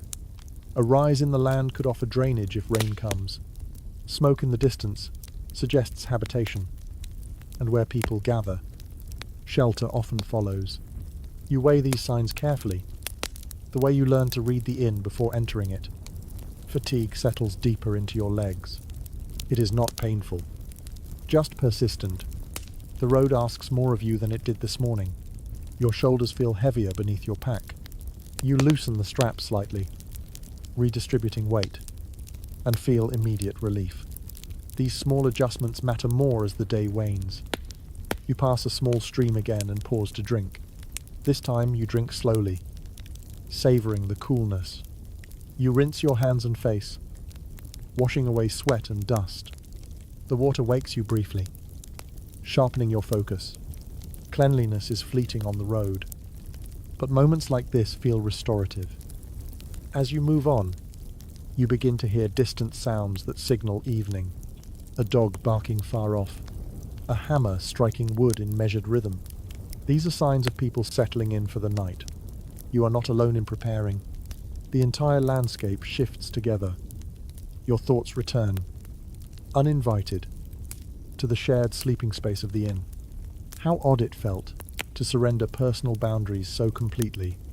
How quickly it became normal. That experience has altered your expectations. You no longer imagine sleep as a private ritual. You imagine it as a negotiation with space, sound, and circumstance. You wonder how often medieval travelers slept alone at all. Households were crowded. Inns were communal. Even barns and sheds often held animals. Solitude was rare. Perhaps privacy was not missed because it was never promised. The light dims further, and the road ahead begins to lose detail. Colors flatten. Distance becomes harder to judge. You increase your attention, placing each foot with care. Fatigue invites mistakes, and mistakes near dusk can carry into the night. You crest a low hill and stop. Below, you see a small settlement, a handful of buildings clustered together. Smoke curls lazily upward. Relief spreads through you. Subtle but real. You have options now. As you descend, you think about what kind of rest you want tonight. Another inn would offer warmth and noise. A farmhouse might offer quieter space, but only if welcomed. There is also the possibility of sheltering on the edge of the settlement, finding cover without intrusion. Each choice carries its own risks and comforts. You remember how the innkeeper managed the night, balancing generosity with caution. That balance applies here too. Arriving too late invites suspicion. Arriving too early invites obligation. Timing matters. As you approach the outskirts, you slow further, adopting a posture that signals fatigue, but not desperation. appear too strong, and you seem unnecessary.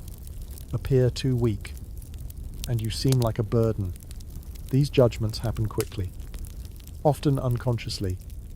You pass a field where animals are being gathered, guided by quiet voices and steady hands. Evening routines are underway. The smell of earth and hay fills the air. You breathe it in, grounding yourself. The memory of straw beneath your back returns, and with it, the knowledge that comfort is relative. A clean patch of ground with cover from wind might be enough. The inn taught you that rest does not require perfection. It requires acceptance. You reach the edge of the settlement and pause, observing. Light glows in a few windows. Others remain dark. You listen for sounds of activity, laughter, cooking, movement. These details guide your next step. As you stand there, you feel the day finally catch up with you. Not all at once, but in waves. Your feet ache. Your neck stiffens. You roll your shoulders gently, easing tension. The thought of lying down, anywhere, grows more appealing by the minute. You think again of the shared breathing in the inn, the way sleep came slowly but stayed. That memory steadies you. You know what to expect now. Noise will not surprise you. Cold will not shock you. You have learned how to rest lightly. There is a debate among historians about whether repeated exposure to such nights built resilience or simply wore people down faster. The answer likely varies. Some adapted, some broke. Walking now, you feel closer to adaptation, not because the night was kind, but because it was survivable. You choose a path toward a building that looks like it might offer shelter, perhaps an inn, perhaps a communal hall. You approach without haste, giving yourself time to read the situation, even if it does not work out. There will be other options. The sky deepens in color, shifting toward blue and gray. Birds settle. The air cools again. You pull your cloak tighter, grateful for its weight. Whatever happens next, you know this much. The night ahead will be shaped by the night before. You carry lessons forward, not as memories, but as habits. How to lie down without fear. How to wake without surprise. How to share space without resentment. You step forward, ready to negotiate rest once more. You reach the edge of the settlement, just as the last warmth of the day slips away. The air cools noticeably, pressing against your skin with renewed insistence. Evening does not fall suddenly here. It settles, layer by layer, and you feel each one. Your pace slows further, guided less by distance and more by instinct. You pause again, letting your eyes adjust. The buildings ahead are simple, low, practical, nothing ornate, nothing inviting in the way stories promise. But there is shelter here, and that matters. A faint smell of cooking drifts through the air, mixed with smoke and damp earth. Your stomach responds immediately, reminding you how thin the day's food has become. You take a few careful steps forward, boots sounding louder than you would like on packed ground. Sound travels differently at dusk. People notice it. You are aware of yourself now in a way you were not at midday. A moving shape against stillness. A presence that must be read and judged. A door opens somewhere to your left. Light spills out briefly. Warm and yellow, then narrows as someone steps into the threshold. They glance in your direction, not alarmed, just curious. You lower your gaze slightly, a gesture that signals fatigue rather than threat. These small cues matter more than words. You think again of the inn the night before, how entering was not simply physical, but social. The same rule applies here. You are asking, silently, to be allowed near rest. The answer depends on timing, demeanor, and luck. You move closer to the building that seems most likely to welcome travelers. Its door is sturdy. Its walls show signs of frequent use. There is a worn patch of ground nearby, where many feet have passed. This is not a private home. This is a place accustomed to strangers. Your body tightens slightly as you approach. Fatigue and caution coexist now. You remind yourself that even if this door remains closed, the night is manageable. You have learned that already. Before you can knock, the door opens wider. A face appears, lit from below by firelight.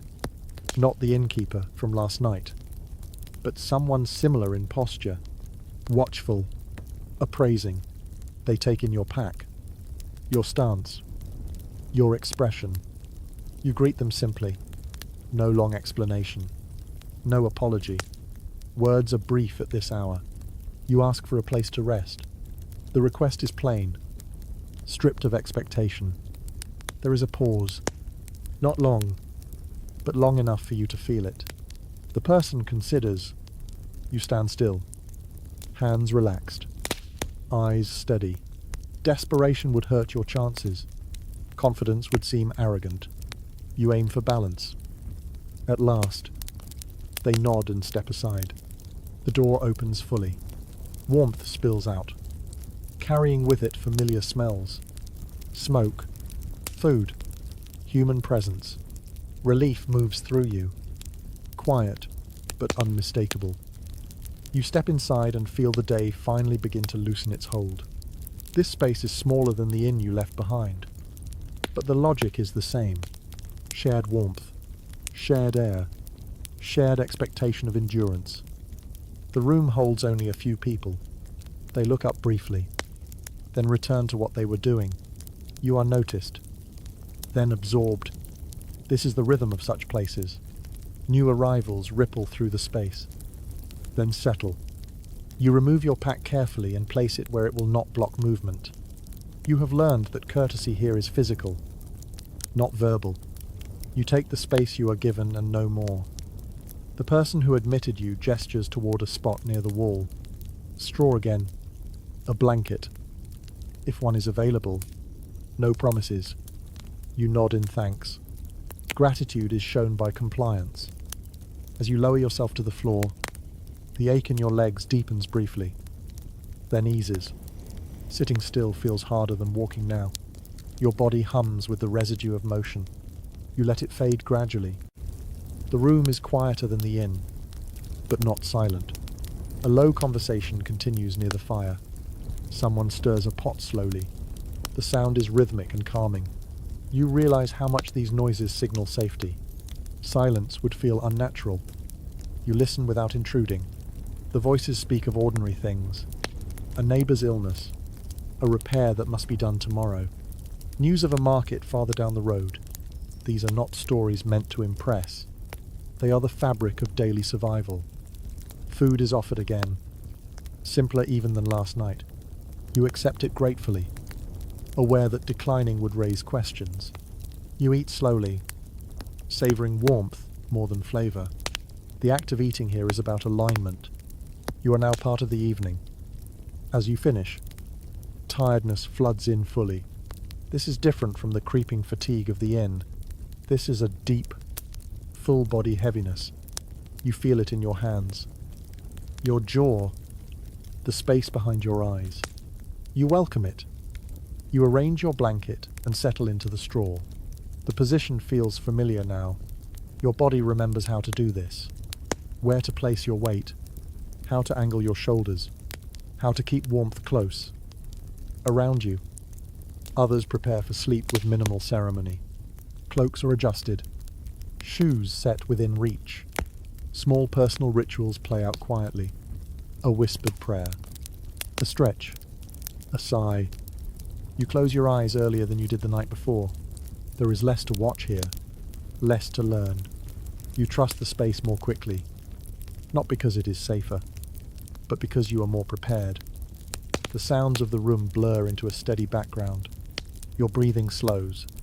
The ground beneath you feels firm but supportive. The memory of the previous night returns briefly, then recedes. Each night stands on its own, shaped by the one before, but not defined by it. You realize something important as sleep approaches. The inn taught you how to share rest. This place teaches you how to accept it. Both lessons matter. Your thoughts thin out. no longer pulling at one another. The day releases you completely at last. The road waits for tomorrow. For now, there is nothing to decide. Sleep comes quietly, and you let it. Sleep arrives more fully this time, not because the place is better, but because you are ready for it. Your body has learned the pattern. The floor is firm. The straw shifts softly beneath you. The blanket holds what warmth it can. There is nothing to negotiate anymore. You sink. Your breathing slows until it finds a rhythm that feels natural again. Inhale. Exhale. The day loosens its grip. Not all at once, but in layers. Thoughts thin first, then images. Then the quiet awareness of your own weight fades. You drift into dreams that do not demand much of you. They are shallow and wandering, shaped by motion rather than story. You walk without destination. You sit by a fire that never needs tending. You hear voices but do not need to answer them. These dreams slip away easily when the room shifts around you. A sound pulls you closer to waking. Someone stirs near the fire. Wood is adjusted. A pot is moved slightly. The noise is gentle, almost apologetic. You do not open your eyes. You register it, then let it pass. This is the kind of interruption you have learned to accept. The air cools gradually as the fire settles. You feel it along your cheek, then your hands. You curl inward without thinking, drawing warmth closer. Your body remembers how. This movement no longer startles you awake. It belongs to sleep now.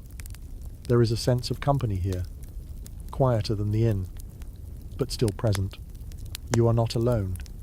The knowledge rests somewhere beneath consciousness, offering a steady calm. Shared spaces hold this quality, even in silence. Presence hums. At some point, a voice murmurs softly, perhaps a prayer, perhaps a wordless habit spoken into darkness. The sound is brief and unremarkable, yet it carries weight. It reminds you that sleep here is never entirely solitary. Lives overlap even at rest. You wake again briefly, unsure why. There is no sound, no movement that you can identify, just a subtle alertness. Like a ripple passing through water, you lie still, listening. The room breathes. The walls hold. Nothing demands action. This kind of waking is familiar now. It is not fear. It is awareness. People of this time expected it. Sleep came in pieces, stitched together by patience rather than force. You allow yourself to drift again, trusting that you will wake if needed. Your dreams shift. This time, they carry fragments of the road. Dust, sunlight, the steady pull of forward motion. These images feel lighter than those of the inn, less crowded. You follow them without effort. A faint scent of smoke lingers, woven into everything. It reminds you of warmth without providing it. Your mind associates it with safety now. The association settles quietly, unexamined. You roll slightly, adjusting pressure along your shoulder. The straw sighs beneath you. Someone nearby shifts in response, then settles again. The movement is unconscious, a shared adjustment that keeps the space balanced. There is an old belief that sleeping near others keeps the worst dreams away. Whether that belief was widespread or simply comforting is unclear. Lying here, you understand the appeal. Fear thrives in isolation.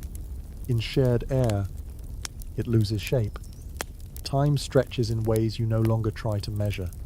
You do not count hours. You do not anticipate dawn. You exist in the present moment, suspended between fatigue and rest.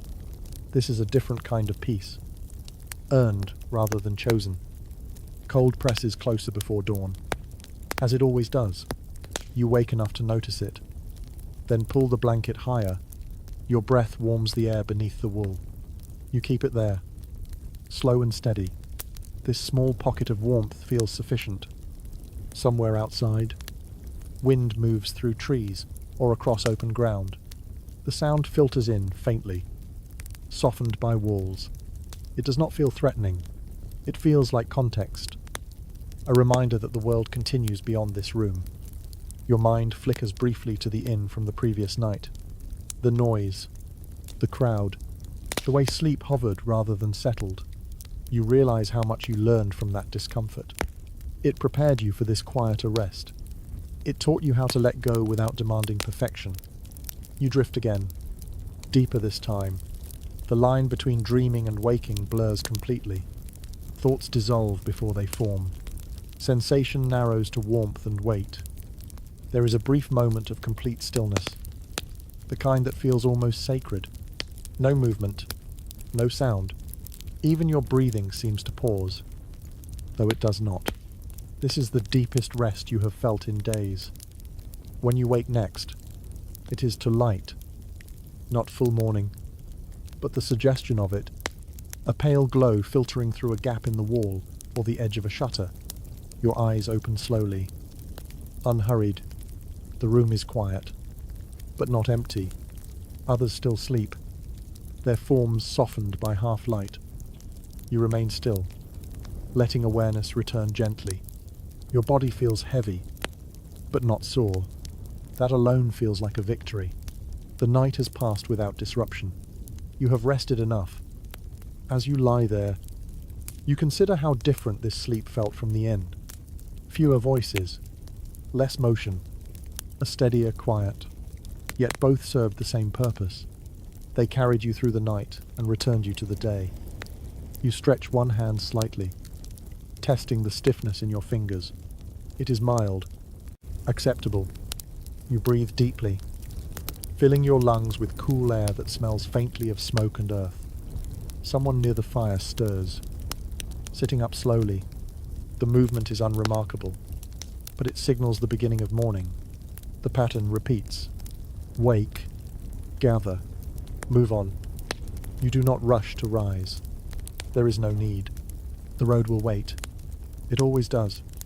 For a few more moments, you remain where you are, held by straw and shared space, suspended between rest and motion. Then, gently, you prepare to begin again. You rise more slowly this morning, not because your body refuses, but because there is no urgency pulling you upright. The light filtering into the room is soft and even, lacking the sharp contrast of dawn outside on the road. It gives everything a gentler shape. Faces look calmer, corners feel less severe. You take advantage of this pause, sitting up only after your breathing fully steadies. Your joints complain briefly, then fall quiet. The straw releases you with a faint rustle as you shift your weight forward. You roll your shoulders once, feeling warmth return where stiffness lingered. This is what a decent night does. Not perfect rest, but enough restoration to let the day begin without resentment. Around you, others wake in stages. Someone stretches with a low groan, unembarrassed. Another sits motionless for a long moment, eyes closed, gathering themselves before standing. No one speaks yet. Morning words come later, once bodies are aligned with intention. You notice how belongings are checked immediately. Pouches touched, knots tested, shoes located and pulled closer. This ritual is quiet and efficient. Everyone does it, even those who trust the space. Habit replaces anxiety. That habit was sharpened in places like the inn, where vigilance was shared but never abandoned. A pot near the fire is stirred gently. The sound draws your attention without demanding it. Whatever remains inside will be simple, perhaps leftovers thinned with water. It will be warm. That will be enough. You wait your turn, understanding now how mornings like this unfold. Light grows stronger, revealing dust motes drifting lazily through the air. You watch them for a moment, suspended and aimless. The sight calms you in a way you did not expect. Motion without urgency feels like a gift. When food is offered, you accept it gratefully. The bowl is warm against your palms. The contents taste faint and bland, but heat spreads through you with each swallow. You eat slowly, mindful not to rush what little comfort this provides. The road will ask much of you again soon. There is conversation now, but it is subdued. Short exchanges, quiet acknowledgements. People speak of where they are headed, not where they have been. The future matters more in daylight. Plans are formed and abandoned in the same breath. You listen without inserting yourself. There is no need. Your own direction is still forming. That feels acceptable.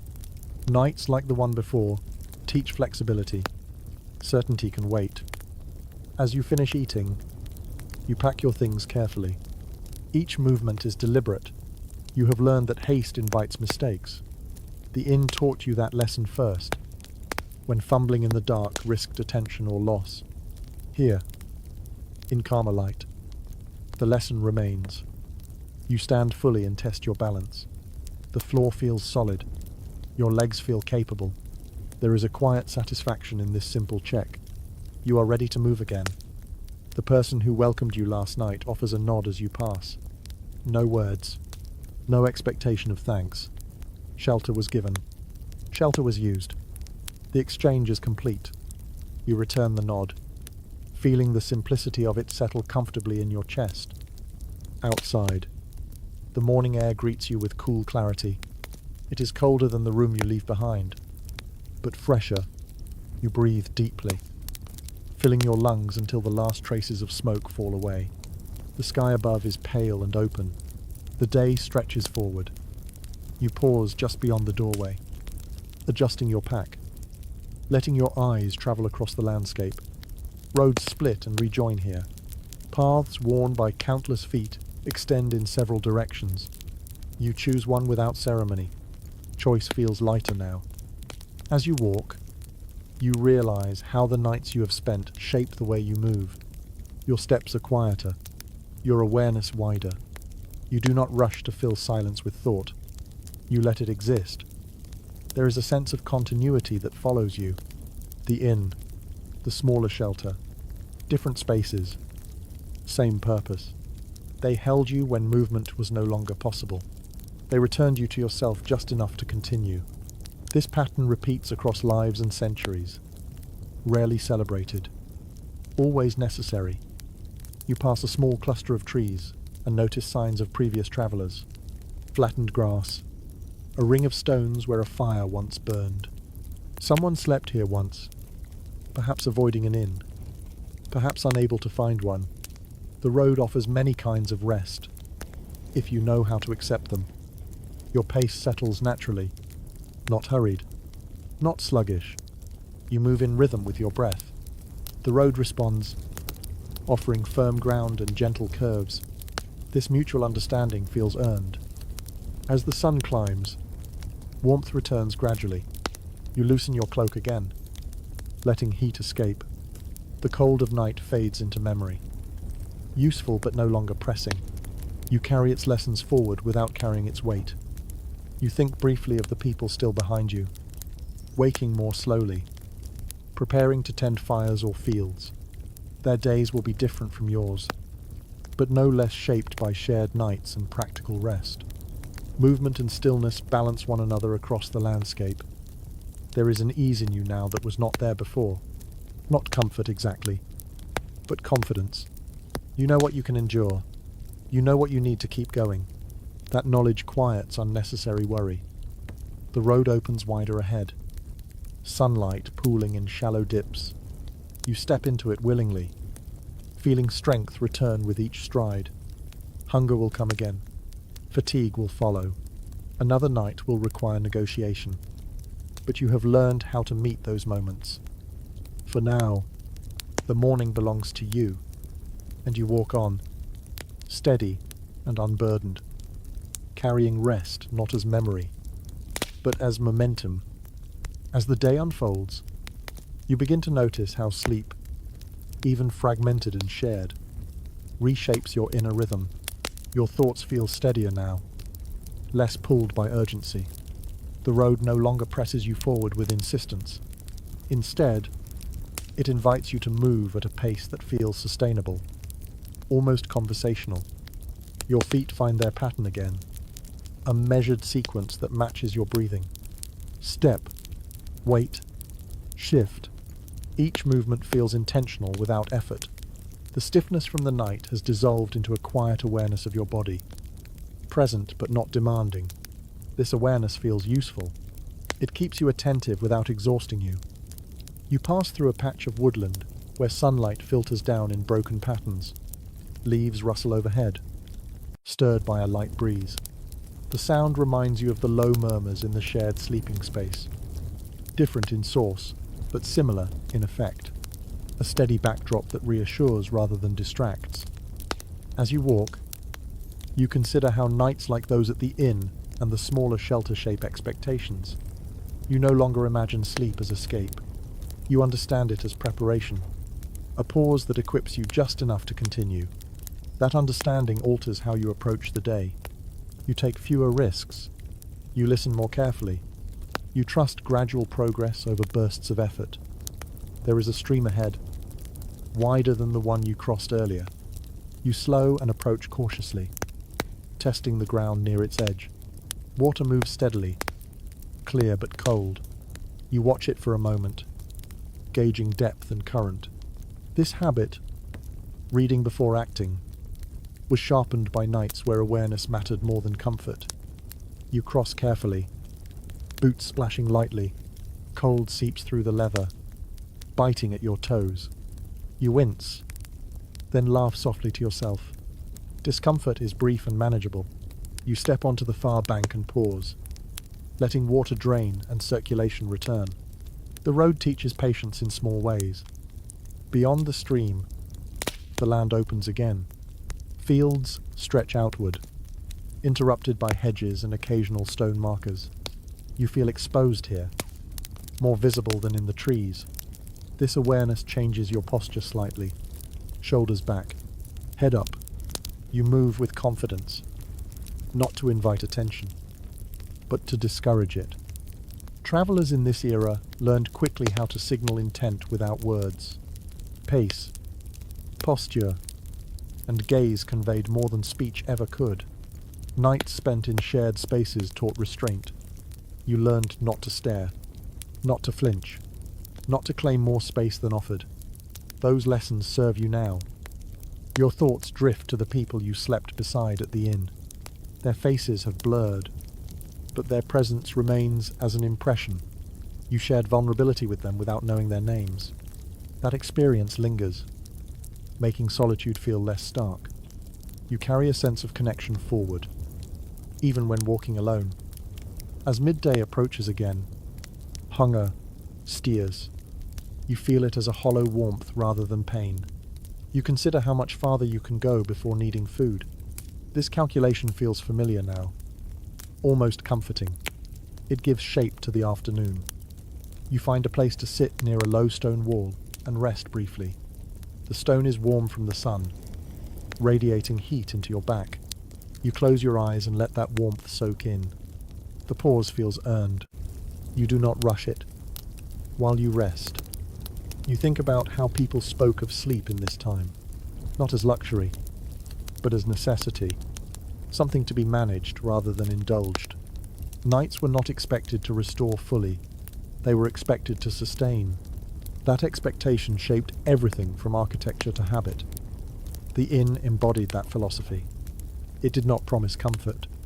It offered survival with company. In doing so, it normalized endurance. You see that more clearly now, removed from its walls. The memory of straw and smoke feels less like hardship and more like instruction. You rise and continue, feeling the warmth linger even as the stone fades behind you. The road curves gently, revealing a new stretch ahead. You adjust your pack once more, ensuring nothing rubs or pulls. These checks have become second nature. As afternoon wears on, clouds gather slowly, thin at first, then thicker. The light softens again, mirroring the approach of another evening. You take note without concern. Clouds do not always mean rain. They simply mean change. You think ahead to where you might rest tonight. Perhaps another inn. Perhaps another small shelter. Perhaps something improvised. You do not decide yet. Experience has taught you to wait until you see what the land offers. There is a quiet confidence in that patience. You no longer feel anxious about nightfall. You know how to meet it. You know how to lie down without fear. You know how to wake without panic. These skills were earned in shared spaces where sleep came slowly and stayed lightly. A bird lifts suddenly from the grass ahead, startling you. Your heart jumps, then settles. You smile at yourself. Awareness remains, but it no longer controls you. Balance has been found. As the road continues, you reflect on how little of this experience would be written down. Nights in inns rarely made it into chronicles unless something went wrong. Yet they shaped countless journeys. They were the invisible framework that allowed movement across distances that would otherwise be impossible. You carry that understanding with you now. Each step is supported by unseen structures. Roads maintained by labor you do not witness. Shelters kept by people whose names you will never know. Shared nights that knit strangers into temporary communities. The sun dips slightly behind the clouds, cooling the air. You pull your cloak closer, feeling its familiar weight. Evening is approaching again. This time, you greet it with readiness rather than apprehension. You walk on, steady and observant, letting the lessons of rest guide your movement. Sleep no longer feels like something you chase. It feels like something that arrives when you prepare properly. And as the light shifts and the road stretches ahead, you know that when night comes, you will meet it calmly, informed by every shared breath and restless moment that came before. Evening approaches again with a familiarity that surprises you. The light thins, colors soften. The road ahead loses its sharp edges and becomes something more suggestive than certain. You recognize these signs now, without needing to think about them. Your body responds before your mind does, easing your pace and sharpening your attention at the same time. Fatigue returns in a quieter form than the day before. It settles into your calves and lower back, a gentle insistence rather than a demand. You accept it as part of the rhythm. The night will come whether you rush or not. Preparation matters more than speed. You scan the land carefully. A line of trees offers shelter from wind. A shallow dip in the ground suggests drainage if rain falls. Farther ahead, you notice a faint thread of smoke rising straight into the cooling air. That detail catches your attention. Smoke at this hour usually means people, and people often mean shelter. As you draw closer, the shape of a building resolves itself. Low, sturdy, familiar in its proportions. Another inn, perhaps smaller than the last. Or perhaps a roadside hall used by locals and travellers alike. You cannot tell yet. What matters is that it stands where the road narrows slightly, as if encouraging you to stop. Your shoulders relax a little. Not in relief, exactly, but in recognition. You know how this works now. Approach calmly. Observe before committing. Let the space reveal itself. You slow to a measured walk, giving yourself time to read details. The ground near the entrance is worn smooth by many feet. A hitching post stands nearby, scarred and splintered. Someone has been here recently. The door is closed, but light leaks from beneath it. Warmth waits on the other side. You pause a short distance away. Listening, voices drift out faintly. Not many. A low murmur. Laughter. Restrained. The sound of a cup being set down. This place is active, but not crowded. That knowledge settles your nerves. Approaching another shared sleeping space no longer fills you with uncertainty.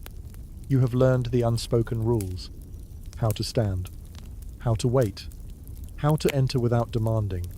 That knowledge feels like armor. Light, but effective. You step forward and knock once. Firm but not loud. The sound echoes briefly, then fades. A moment passes. Another. Then the door opens.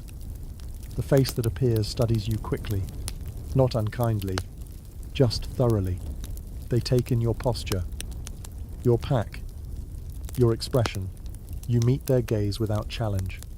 Fatigue shows, but so does capability. That balance matters.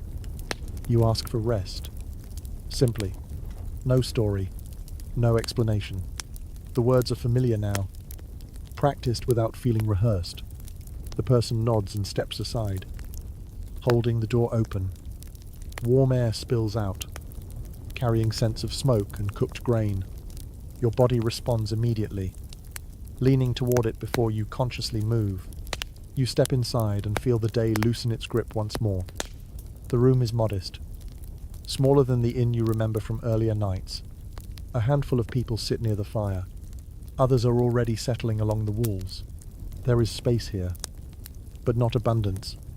You take in the layout quickly, choosing a place that does not draw attention. Payment is handled quietly. Coins change hands. A nod seals the agreement. You are assigned a place near the wall again. Straw spread thinly. A blanket folded nearby. The familiarity comforts you more than luxury ever could. As you settle, you notice how different your reaction is this time. There is no hesitation, no internal negotiation. You know what to expect. You know how to lie down, how to arrange your things, how to make yourself small without feeling diminished. Food is offered soon after. Simple, warm, shared. You accept it with the same quiet gratitude as before. Eating among strangers feels ordinary now. You listen to the room without searching it. Conversation flows around you in fragments. Someone speaks of weather coming in from the west. Another mentions a market day delayed. These are practical exchanges, designed to inform rather than entertain. You absorb them without effort. As the evening deepens, the fire becomes the focal point. People draw closer, arranging themselves for warmth. You feel the heat on your shins and welcome it. Your hands relax, fingers uncurling as circulation improves. The room grows quieter gradually, not all at once, but in steps, voices lower, movements slow. The day drains out of everyone at roughly the same pace. You sense this shared descent into rest, the way a group breathes together before sleep. You lie down when it feels right, not when others do. That sense of timing has grown sharper. You spread the blanket and settle into the straw, adjusting until pressure eases from your hips and shoulders. The position feels natural now. Around you, others do the same. Shoes are placed carefully within reach. Packs are tucked close. A few whispered words pass between companions. Then silence begins to form. Not complete, but sufficient. As you close your eyes, you reflect briefly on how the inn taught you to sleep among noise, and how smaller shelters teach you to sleep among quiet. Both require adaptation. Both offer lessons. Neither promises comfort. Both deliver continuity. Your breathing slows. The fire crackles softly. Someone shifts nearby, then settles again. The room holds steady. Sleep comes without resistance this time. Not deep, but reliable. You float into it easily, carried by the knowledge that you know how to wake, how to adjust, how to continue. The night stretches ahead, familiar and manageable. You do not fear it. You meet it with practiced calm. And as darkness settles fully outside these walls, you rest, knowing that this shared pause will carry you forward once again. The night settles into the room with a gentleness that surprises you. It does not crash down or demand attention. It arrives quietly, like a blanket drawn slowly upward. The fire dims to a steady glow, and shadows stretch along the walls, softening the edges of everything they touch. You feel the shift more than you see it. The space exhales. Your body responds almost immediately. Muscles release tension they have been holding since midday. Your breathing deepens without instruction. This is not the forced rest of exhaustion, but a practiced surrender. You know how to do this now. You have learned the rhythm of nights shaped by movement. Around you, others settle into sleep with minimal ceremony. A cloak is pulled higher. Someone clears their throat softly. A pair of boots is nudged closer to a wall to avoid being kicked in the dark. These small adjustments ripple through the room, then fade. Each person finds their place within the shared stillness. You lie on your side, knees drawn slightly inward, conserving warmth. The straw beneath you compresses and then holds, creating a shallow hollow that fits your shape. It is not soft, but it is predictable. Predictability feels like kindness after a long day. The air smells faintly of smoke and cooked grain, layered with the familiar scent of bodies at rest. It is not unpleasant. It signals continuity. This room has held many nights like this one, and it will hold many more. You are only passing through, but the pattern remains. A low sound escapes someone nearby, a half-formed word or sigh. It does not disturb you. It barely registers. Your senses have learned to filter without effort. What once felt intrusive now feels contextual, like wind or distant water. Sleep comes in shallow waves at first. You drift. Surface. Drift again. Images appear without structure. The road stretching forward. A fire that never fades. Faces without names. None of it demands your attention. You let each image pass as it arrives. At some point, you wake slightly, aware of a change. The fire has shifted. Someone must have added a piece of wood. Warmth blooms briefly across your legs, then settles into a gentler heat. You do not open your eyes. You accept the gift and sink again. The building makes a faint sound as it adjusts to cooling air outside. Wood contracts.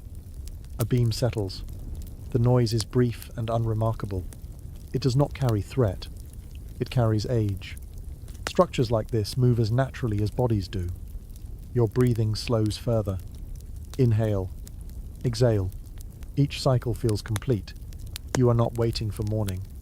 You are not counting hours. Time has loosened its grip. There is a belief that sleeping lightly keeps a traveler safer. That full surrender invites danger. Lying here, you understand that the balance matters more than the rule. You rest deeply enough to recover, lightly enough to wake if needed. That balance is learned, not taught. A hand brushes your sleeve briefly as someone shifts in their sleep. The contact is accidental and fleeting. You do not tense.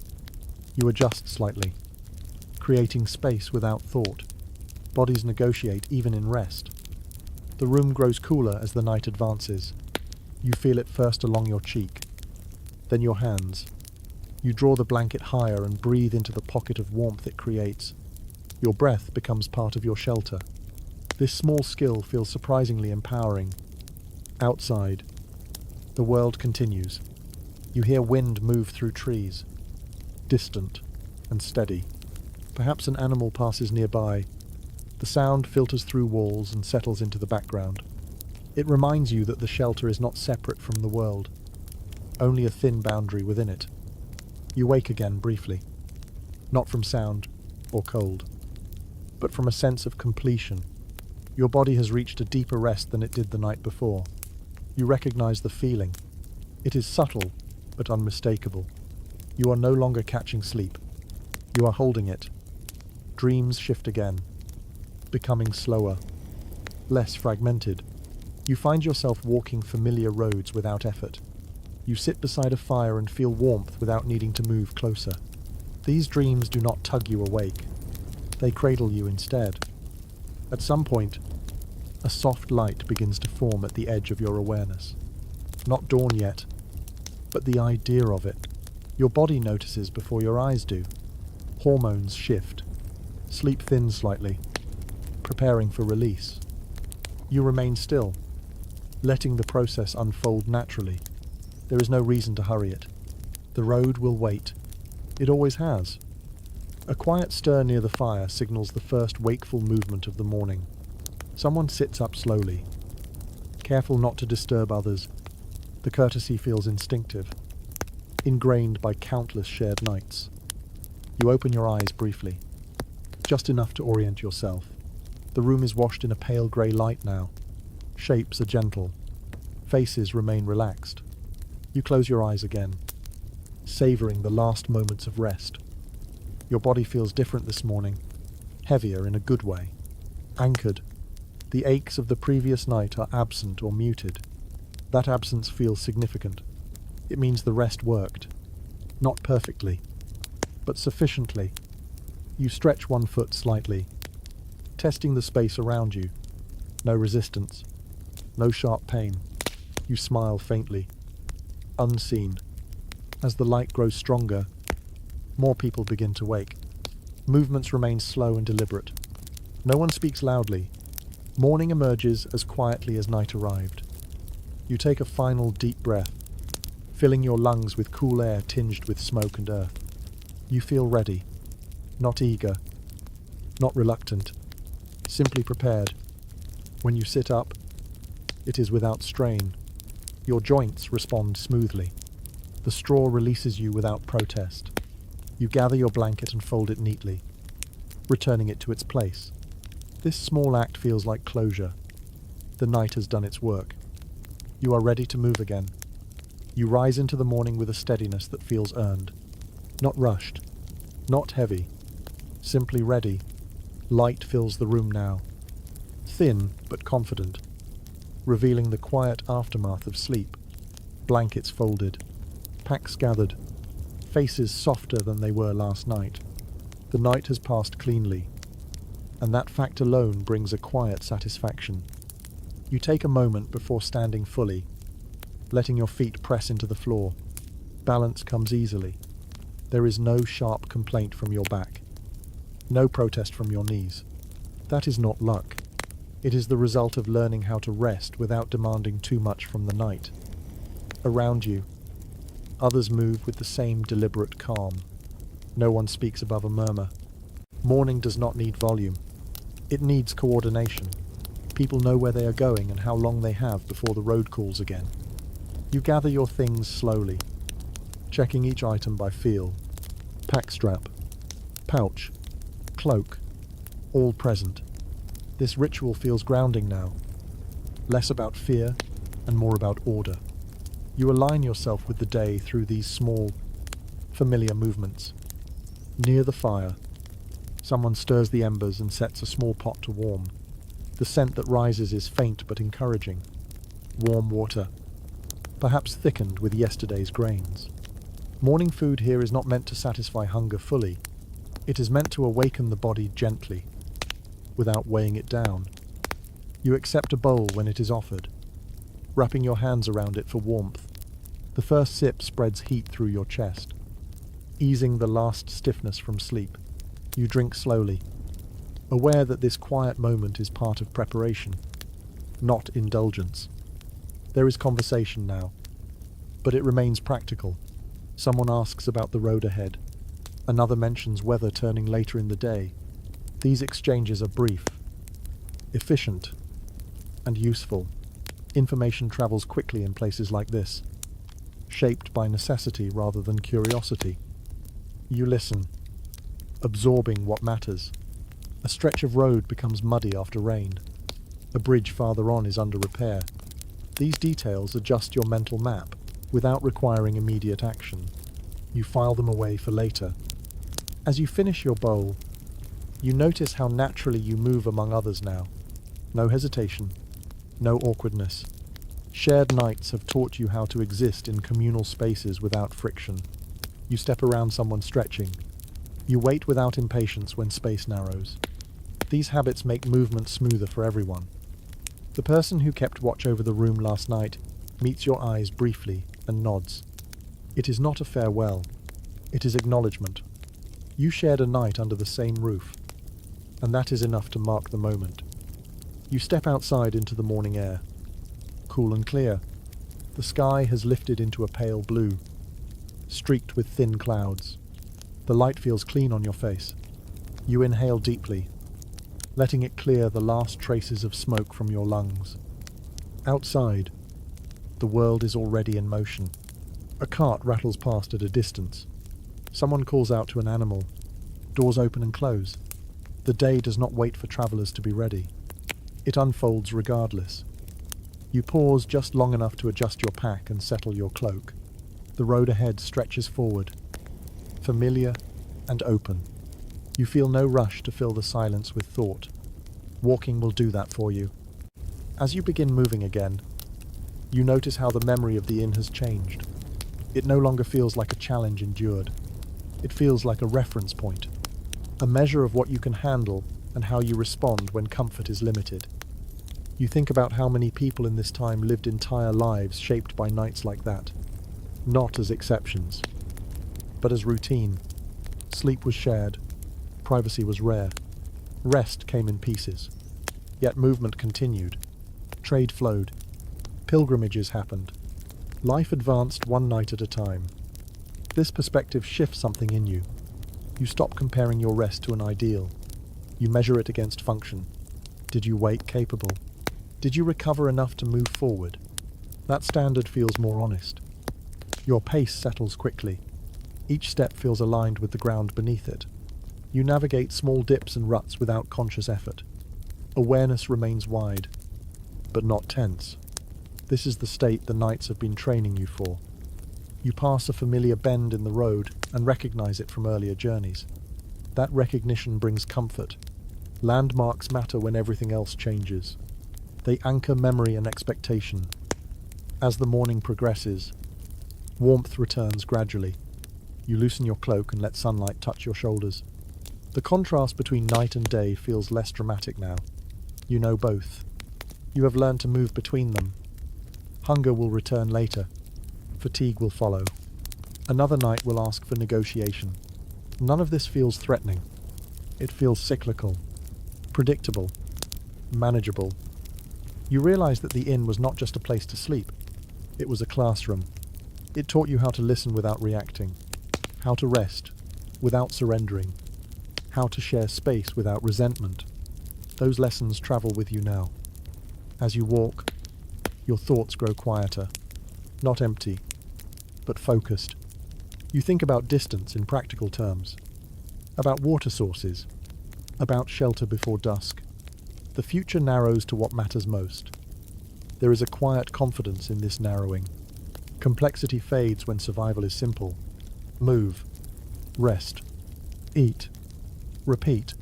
The road does not require more. You continue forward, steady and unburdened, carrying with you the memory of shared breath and firelight, not as nostalgia, but as knowledge, the kind that lives in posture and pace rather than words. The day opens fully now, and you step into it without hesitation. By the time the sun reaches its highest point, the morning feels complete. You have settled into the day the way you once settled into the shared sleeping space. Carefully, without haste. Your body moves with confidence now, guided by habit rather than effort. The road feels less like an obstacle and more like a partner, offering resistance only where attention is required. You pass through stretches of open land where the sky seems larger than it did earlier. Light pours down evenly, warming your shoulders and loosening the last tightness in your neck. You roll your head gently from side to side as you walk, easing stiffness before it has time to settle again. These small acts of care have become automatic. As the hours pass, you find yourself thinking less about the night and more about what lies ahead, not in grand plans, but in practical increments. The next place to drink, the next spot to rest your feet, the next shelter before darkness returns. This way of thinking feels efficient, even calming. It leaves little room for worry. You notice how often you glance at the ground now, scanning for changes in texture or color. Dry dirt gives way to packed gravel. A darker patch hints at moisture. These details matter. They inform how you place your weight and how quickly you move. Nights spent waking lightly have trained you to read without staring. There is a quiet satisfaction in recognizing how much you have learned in such a short time, not through instruction, but through repetition. The inn, with its crowded warmth and constant noise, forced awareness into you. The smaller shelter taught you trust and acceptance. Together, they shaped a way of moving through the world that feels grounded. You stop briefly near a roadside marker, little more than a worn stone half sunk into the earth. It marks a boundary of some kind, perhaps between fields or jurisdictions. You rest your hand on it for a moment, feeling its cool surface. Countless travelers have done the same, pausing here to gather themselves before continuing. As you move on, you encounter another traveller walking at your pace. For a while, you share the road in silence. The presence feels companionable without requiring engagement. After some time, they fall behind. Or perhaps you do. The separation happens naturally, without acknowledgement. You think about how shared nights create temporary bonds that do not demand continuation. You slept beside strangers, woke among them, and moved on without ceremony. Those connections mattered in the moment and then dissolved. There is something freeing in that, meaning without obligation. The sun shifts slightly, and you feel hunger stir again. Not urgent, but present. You take stock of what you have. A small piece of bread remains, saved without conscious decision. You eat it slowly as you walk, savouring each bite. It is dry and simple, but it steadies you. As the afternoon progresses, clouds gather again, thin and high. They filter the light, softening shadows and cooling the air. You welcome the change. Constant brightness can be as tiring as cold. Balance matters. You reflect on how nights in inns influence daily rhythms for countless people. Sleep did not mark a clean break between days. It blended them together. Fatigue carried over. Rest accumulated gradually. Days were shaped by how nights went, not the other way around. This understanding shifts how you judge yourself. You do not expect endless energy. You accept fluctuations. Some hours feel lighter, others heavier. Neither defines you. They simply inform your pace. You come upon a small rise in the land and climb it steadily. At the top, you pause to look back. The road behind curves gently out of sight. Somewhere along it lies the inn, now far removed from your present moment. The distance feels symbolic as well as physical. Ahead, the road descends toward a patchwork of fields and trees. You scan for signs of habitation. Smoke, movement, fences. These markers guide your planning for the coming evening. You do not commit yet. You observe. Your body begins to signal the need for rest again. Not sleep, but pause. You find a spot beneath a tree and sit, letting your pack slide from your shoulders. The relief is immediate. You stretch your legs out in front of you and close your eyes for a moment. The ground beneath you is firm but forgiving. Grass cushions you lightly. This rest is different from night rest. It refreshes without fully disengaging. You remain alert to sounds around you. Birds, wind, distant movement, all familiar, all non-threatening. As you sit, you think again of the innkeeper and the way they watched the room, how they balanced warmth with caution. You realize that you have begun to do the same with yourself. You monitor your energy. You adjust before problems arise. This self-awareness feels new and valuable. You stand again when it feels right, not when impatience pushes you. The road accepts you back easily. Your stride returns without effort.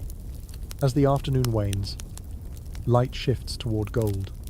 The air cools slightly. Shadows lengthen. Evening preparation begins quietly within you. You check your water supply. You scan for shelter more frequently. You slow just a little, conserving energy for the decisions ahead. You realize that the idea of sleeping in another inn no longer carries novelty. It carries familiarity. You know what awaits. Noise, shared air, limited comfort. You also know what it provides. Warmth, witness, continuity. That knowledge strips away uncertainty. There are debates among scholars about whether medieval inns fostered community or merely tolerated proximity. Walking now, you feel that the answer may depend on the traveller. For you, those nights created a sense of belonging that did not require permanence. That feels like community, even if it is fleeting. As the road bends again, you catch sight of another settlement in the distance. It is still far enough away that you have time to decide how to approach it. You slow, letting the moments stretch. There is no rush. The day has given you what it can. The night will ask for its own terms. You feel ready to negotiate again. With steady steps and a calm mind, you move forward, carrying with you the quiet confidence earned through shared rest and patient endurance. As the afternoon leans toward evening once more, you become aware of how instinctively you now prepare for the night ahead. There is no tension in it, no anxious scanning, just a steady narrowing of attention. The land tells you what it offers, and you listen. The settlement you noticed earlier grows clearer as you approach. It is modest, a cluster of buildings rather than a town. Rooflines sit low against the sky. Smoke rises in thin strands that drift sideways, suggesting a breeze. You note that detail without thinking much about it. Wind direction will matter later. Your steps slow slightly as the road curves inward. You do not rush entry. Arriving too quickly can feel abrupt. Arriving too late can feel desperate. Timing remains a quiet skill you continue to refine. You pass fields where the day's work is ending. Tools are gathered. Animals are guided back toward shelter. Voices carry softly across the open space. Relaxed but purposeful. Evening routines are underway.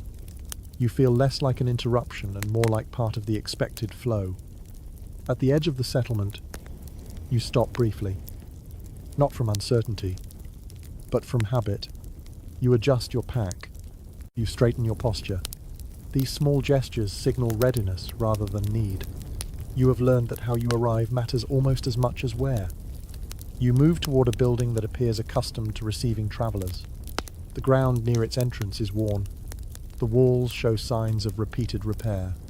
Light glows steadily from within, not flickering, suggesting a controlled fire. These details reassure you. Before you reach the door, it opens. Someone steps out, pose, and looks in your direction. Their expression is neutral, assessing. You meet their gaze calmly. Neither of you speaks at first. This silence feels natural now, part of the negotiation. You ask for a place to rest. The words come easily, unburdened by expectation. You are prepared for yes or no. That preparedness shows. The response is a nod, a simple gesture. The door is held open. Warmth spills outward, carrying familiar scents. Smoke, food, people. Your shoulders ease slightly as you step inside. The interior is similar to places you have already known, but no two are ever identical. The fire sits slightly off-center. Benches line one wall. Straw is spread along another. A few travelers are already settling in. Others sit near the hearth, finishing their evening meal. You take in the space without staring. You have learned to read rooms quickly and quietly. Where to sit, where not to. How to place yourself without drawing attention. Payment is handled with minimal ceremony. Coins pass hands. A short exchange confirms what is offered. A place on the floor. A blanket, if available. Perhaps food, depending on timing. You accept what is given without negotiation. Experience has taught you that acceptance smooths everything that follows. As you move to your assigned spot, you notice how naturally your body lowers itself. There is no hesitation now. You spread the straw slightly, testing it with your hand. Dry enough. That will do. You place your pack against the wall within reach and sit down slowly. The day's fatigue settles into you more deeply than before, but it feels manageable. You are not drained. You are simply ready to stop moving. That distinction matters. Food arrives shortly after. A shared pot. Simple portions. You accept a bowl and a spoon. Warming your hands before you eat. The taste is familiar. Nourishing without being memorable. You eat steadily, letting the heat spread through you. Conversation around you remains low and practical. Someone speaks of weather turning cooler. Another mentions a delay on the road ahead. You listen without contributing. Listening has become one of your most reliable tools. As the evening deepens, the room grows quieter. People shift closer to the fire. Movement slow. The day recedes. You sense the familiar transition beginning again. the collective descent toward rest. You lie down when it feels right, not waiting for silence. Silence rarely comes in shared spaces. You arrange your blanket and settle into a position your body now recognizes as sleep-ready. Around you, others do the same. Shoes are set aside, packs pulled close. A few quiet words pass between companions, then the room holds still. You reflect briefly on how little anxiety this moment carries now. The first night in the inn demanded adaptation. This one feels routine, not dull, but understood. That understanding brings calm. Your breathing slows. The fire crackles softly. Someone coughs, then settles again. The sounds weave together into a steady background that supports rather than disrupts your rest. Sleep arrives gradually, folding over you rather than pulling you under. You drift easily, aware without concern. This balance feels familiar and reliable. In your half-dreams, you move along roads that feel endless but not tiring. You stop and start without effort. You rest without fear. These dreams reflect learning rather than longing. You wake briefly when the fire is tended. Warmth brushes your legs, then fades. You pull the blanket higher without opening your eyes. Your body handles the adjustment automatically. The night passes in pieces, stitched together by awareness and release. You wake and drift back without frustration. Each interruption feels smaller than the last. As the deepest part of the night arrives, the room cools. You draw inward, conserving warmth. Your breath creates a small pocket of heat beneath the blanket. You rest within it, steady and calm. You think briefly about how many nights like this shaped the lives of those who traveled these roads before you. How endurance became quiet skill. How rest became communal knowledge rather than private indulgence. The thought fades as sleep deepens again. Your body holds rest more confidently now. It has learned what to expect. When light begins to filter in, it feels gentle rather than intrusive. You remain still, savoring the last moments of night. The transition to morning feels seamless. You open your eyes slowly. The room is pale and quiet. Others still sleep. You take a breath and feel ready. Not eager, not reluctant. Simply prepared. The night has passed. You have rested enough. Morning arrives with a familiarity that feels almost comforting now. Light seeps into the room gradually, not as a command, but as an invitation. It brushes the walls, settles on faces, and lingers in corners where shadows held through the night. You wake without surprise, your body already aligned with the shift. You lie still for a moment, listening. Breathing surrounds you, quieter than it was in the inn, but just as steady. Someone shifts nearby, the straw sighing softly. Another person exhales deeply, the sound long and unguarded. These small noises confirm what you already know. The night has ended without incident. You sit up slowly, feeling how your body responds. There is stiffness. Yes, but it is mild, manageable. Your back stretches without sharp protest. Your legs feel solid beneath you. This tells you something important. The pattern works. Shared rest, even imperfect, sustains you. Around you, others wake in stages. No one rushes. Morning here unfolds with quiet agreement. Shoes are pulled closer. Packs are gathered and checked. Hands move automatically. Repeating rituals learned over years of travel. You follow suit, touching each item you carry, confirming its presence. The action feels grounding rather than anxious. Habit has replaced worry. The night taught you to trust preparation. A small pot warms near the fire. The flame is modest, controlled, just enough to bring life back into the room. The smell that rises is thin but reassuring. Warm water, perhaps with a trace of grain left from the evening before.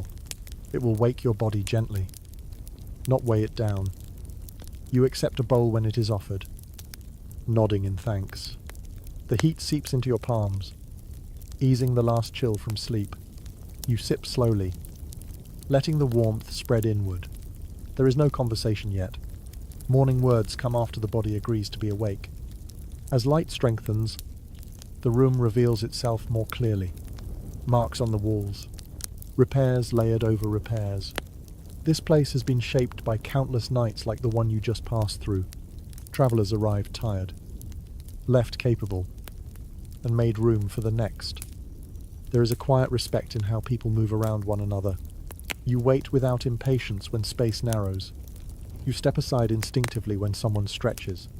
These behaviors feel natural now. Shared rest has taught you how to exist among others without friction. Someone near the door speaks softly about the road ahead. A section has grown muddy. A stream farther on runs higher than usual. The information is passed without drama. Practical knowledge matters more than story in the morning. You listen and adjust your expectations. Perhaps you will slow later. Perhaps you will seek higher ground. The night has trained you to remain flexible. Plans exist to be shaped by circumstance. When you finish your bowl, you rinse it with a small splash of water and set it aside. The gesture feels respectful, though no one demands it. Courtesy here is quiet and mutual. You stand fully and feel the room release you. The straw no longer pulls at your clothing. The floor feels solid beneath your feet. You roll your shoulders once more, then slip your pack into place. The weight settles comfortably, familiar rather than burdensome. As you move toward the door, the person who welcomed you the night before meets your eyes and nods. No words are exchanged. None are needed. Shelter was given. Shelter was used. The exchange is complete. Outside, the air greets you with cool clarity. The sky is pale, touched with early light. Clouds drift slowly, thin enough to promise brightness later. You inhale deeply, letting the air clear your lungs. You pause just beyond the threshold, taking a moment to orient yourself. The road lies ahead, quiet and open.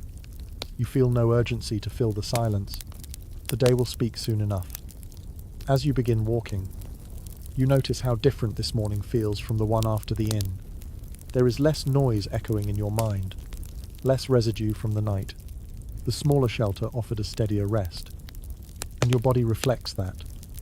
You think briefly about how nights in inns shaped medieval travel as a whole. Inns were not destinations. They were hinges. They allowed movement to continue. They made distance possible. Without them, roads would have been shorter, journeys rarer, connections thinner. This understanding gives you a broader sense of context as you walk. You are part of a long chain of movement, supported by structures designed not for comfort, but for continuity. That continuity carries quiet power. The road curves gently, leading you past fields and low hedges. Morning activity begins around you. Animals are guided out. Tools are lifted and set down. Life resumes its steady pace. You move among it without disruption. Your stride settles quickly. Breath and movement align. This alignment feels earned. It is the result of nights spent learning how to rest without retreating completely from awareness. You pass a familiar marker in the road and recognize it from an earlier journey. Recognition brings comfort. It anchors memory and confirms direction. You smile faintly, then continue. As the morning deepens, warmth returns gradually. You loosen your cloak and let sunlight touch your shoulders. The contrast between night and day no longer feels dramatic. It feels expected. You know both now. Hunger will come again later. Fatigue will follow. Another night will require negotiation. None of this feels daunting. You have learned how to move through these cycles without resisting them. You realize something quietly important as you walk. The inn taught you how to endure noise and proximity. The smaller shelter taught you how to accept quiet without guarding it. Together, they reshaped how you approach rest itself. Sleep no longer feels like something you pursue. It feels like something you prepare for and then allow.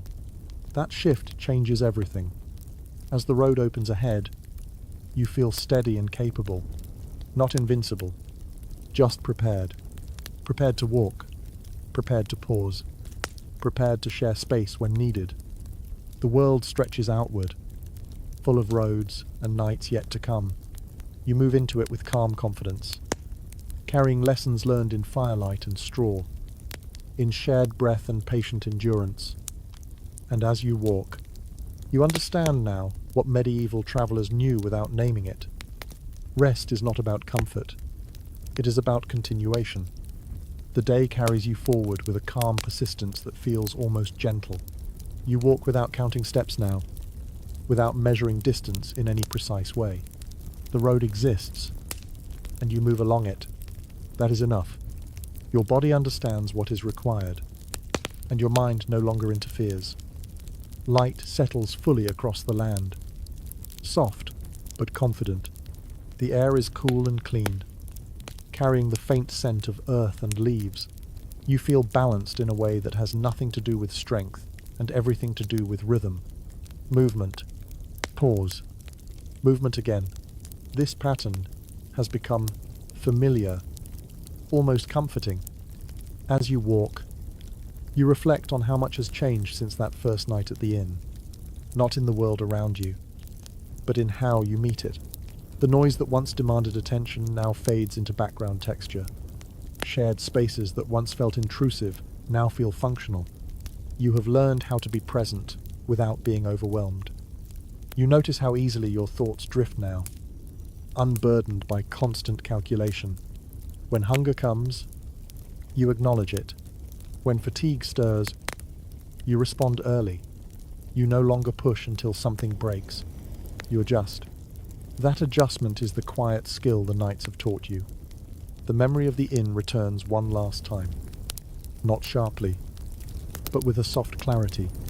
The crowded room, the uneven warmth, the sounds of breathing layered together in the dark. You realize that what once felt uncomfortable now feels instructive. It showed you how people endured not through isolation, but through proximity, not through perfect rest, but through shared endurance. You understand now that medieval inns were not meant to offer escape. They offered continuity, a pause that allowed life to keep moving. Roads connected because inns existed. Journeys succeeded because people accepted imperfect rest and learned how to live with it. This realization settles into you quietly as the road bends ahead. You feel a sense of closure, not because the journey ends here, but because the lesson has been learned. You know how to sleep on straw. You know how to wake among strangers. You know how to step back into the road without resentment. As the day stretches onward, you slow just slightly, not from fatigue, but from awareness. There is no need to rush. The rhythm you carry will sustain you. Another night will come when it comes. Another shelter will present itself when needed. For now, you walk. The world feels steady beneath your feet. The sky opens above you. Your breath moves easily in your chest. You are not chasing rest anymore. You are carrying it with you, built from experience rather than comfort. The road continues, patient and unchanged. You move forward with it, confident in your ability to meet whatever night arrives next. And gradually, without effort, your thoughts begin to soften. The road becomes less distinct. The air feels warmer. Your body remembers how to slow, how to release attention without losing awareness. The memory of firelight flickers gently, then fades. The sound of footsteps grows quieter. You are no longer walking now. You are resting. The images thin out. Sensation fades to warmth and weight. Breath becomes slow and even. The world feels safe, held at a comfortable distance. You imagine lying down once more, not on straw this time, but on something softer, quieter. The lessons remain, but the effort dissolves. You do not need to watch anymore. You do not need to prepare. The night is kind here. Your shoulders relax fully. Your jaw loosens. Your breathing deepens. Each exhale carries away what little tension remains. You feel supported, unhurried, complete. There is nothing left to decide, nothing left to plan. Just rest. Let the road fade. Let the inns fade. Let the fire dim gently in your memory. You are safe. You are warm. You have walked far enough for today. Sleep comes easily now, not as something earned, but as something allowed. And as you drift into it, held by calm and quiet understanding, the world settles with you. Sweet dreams.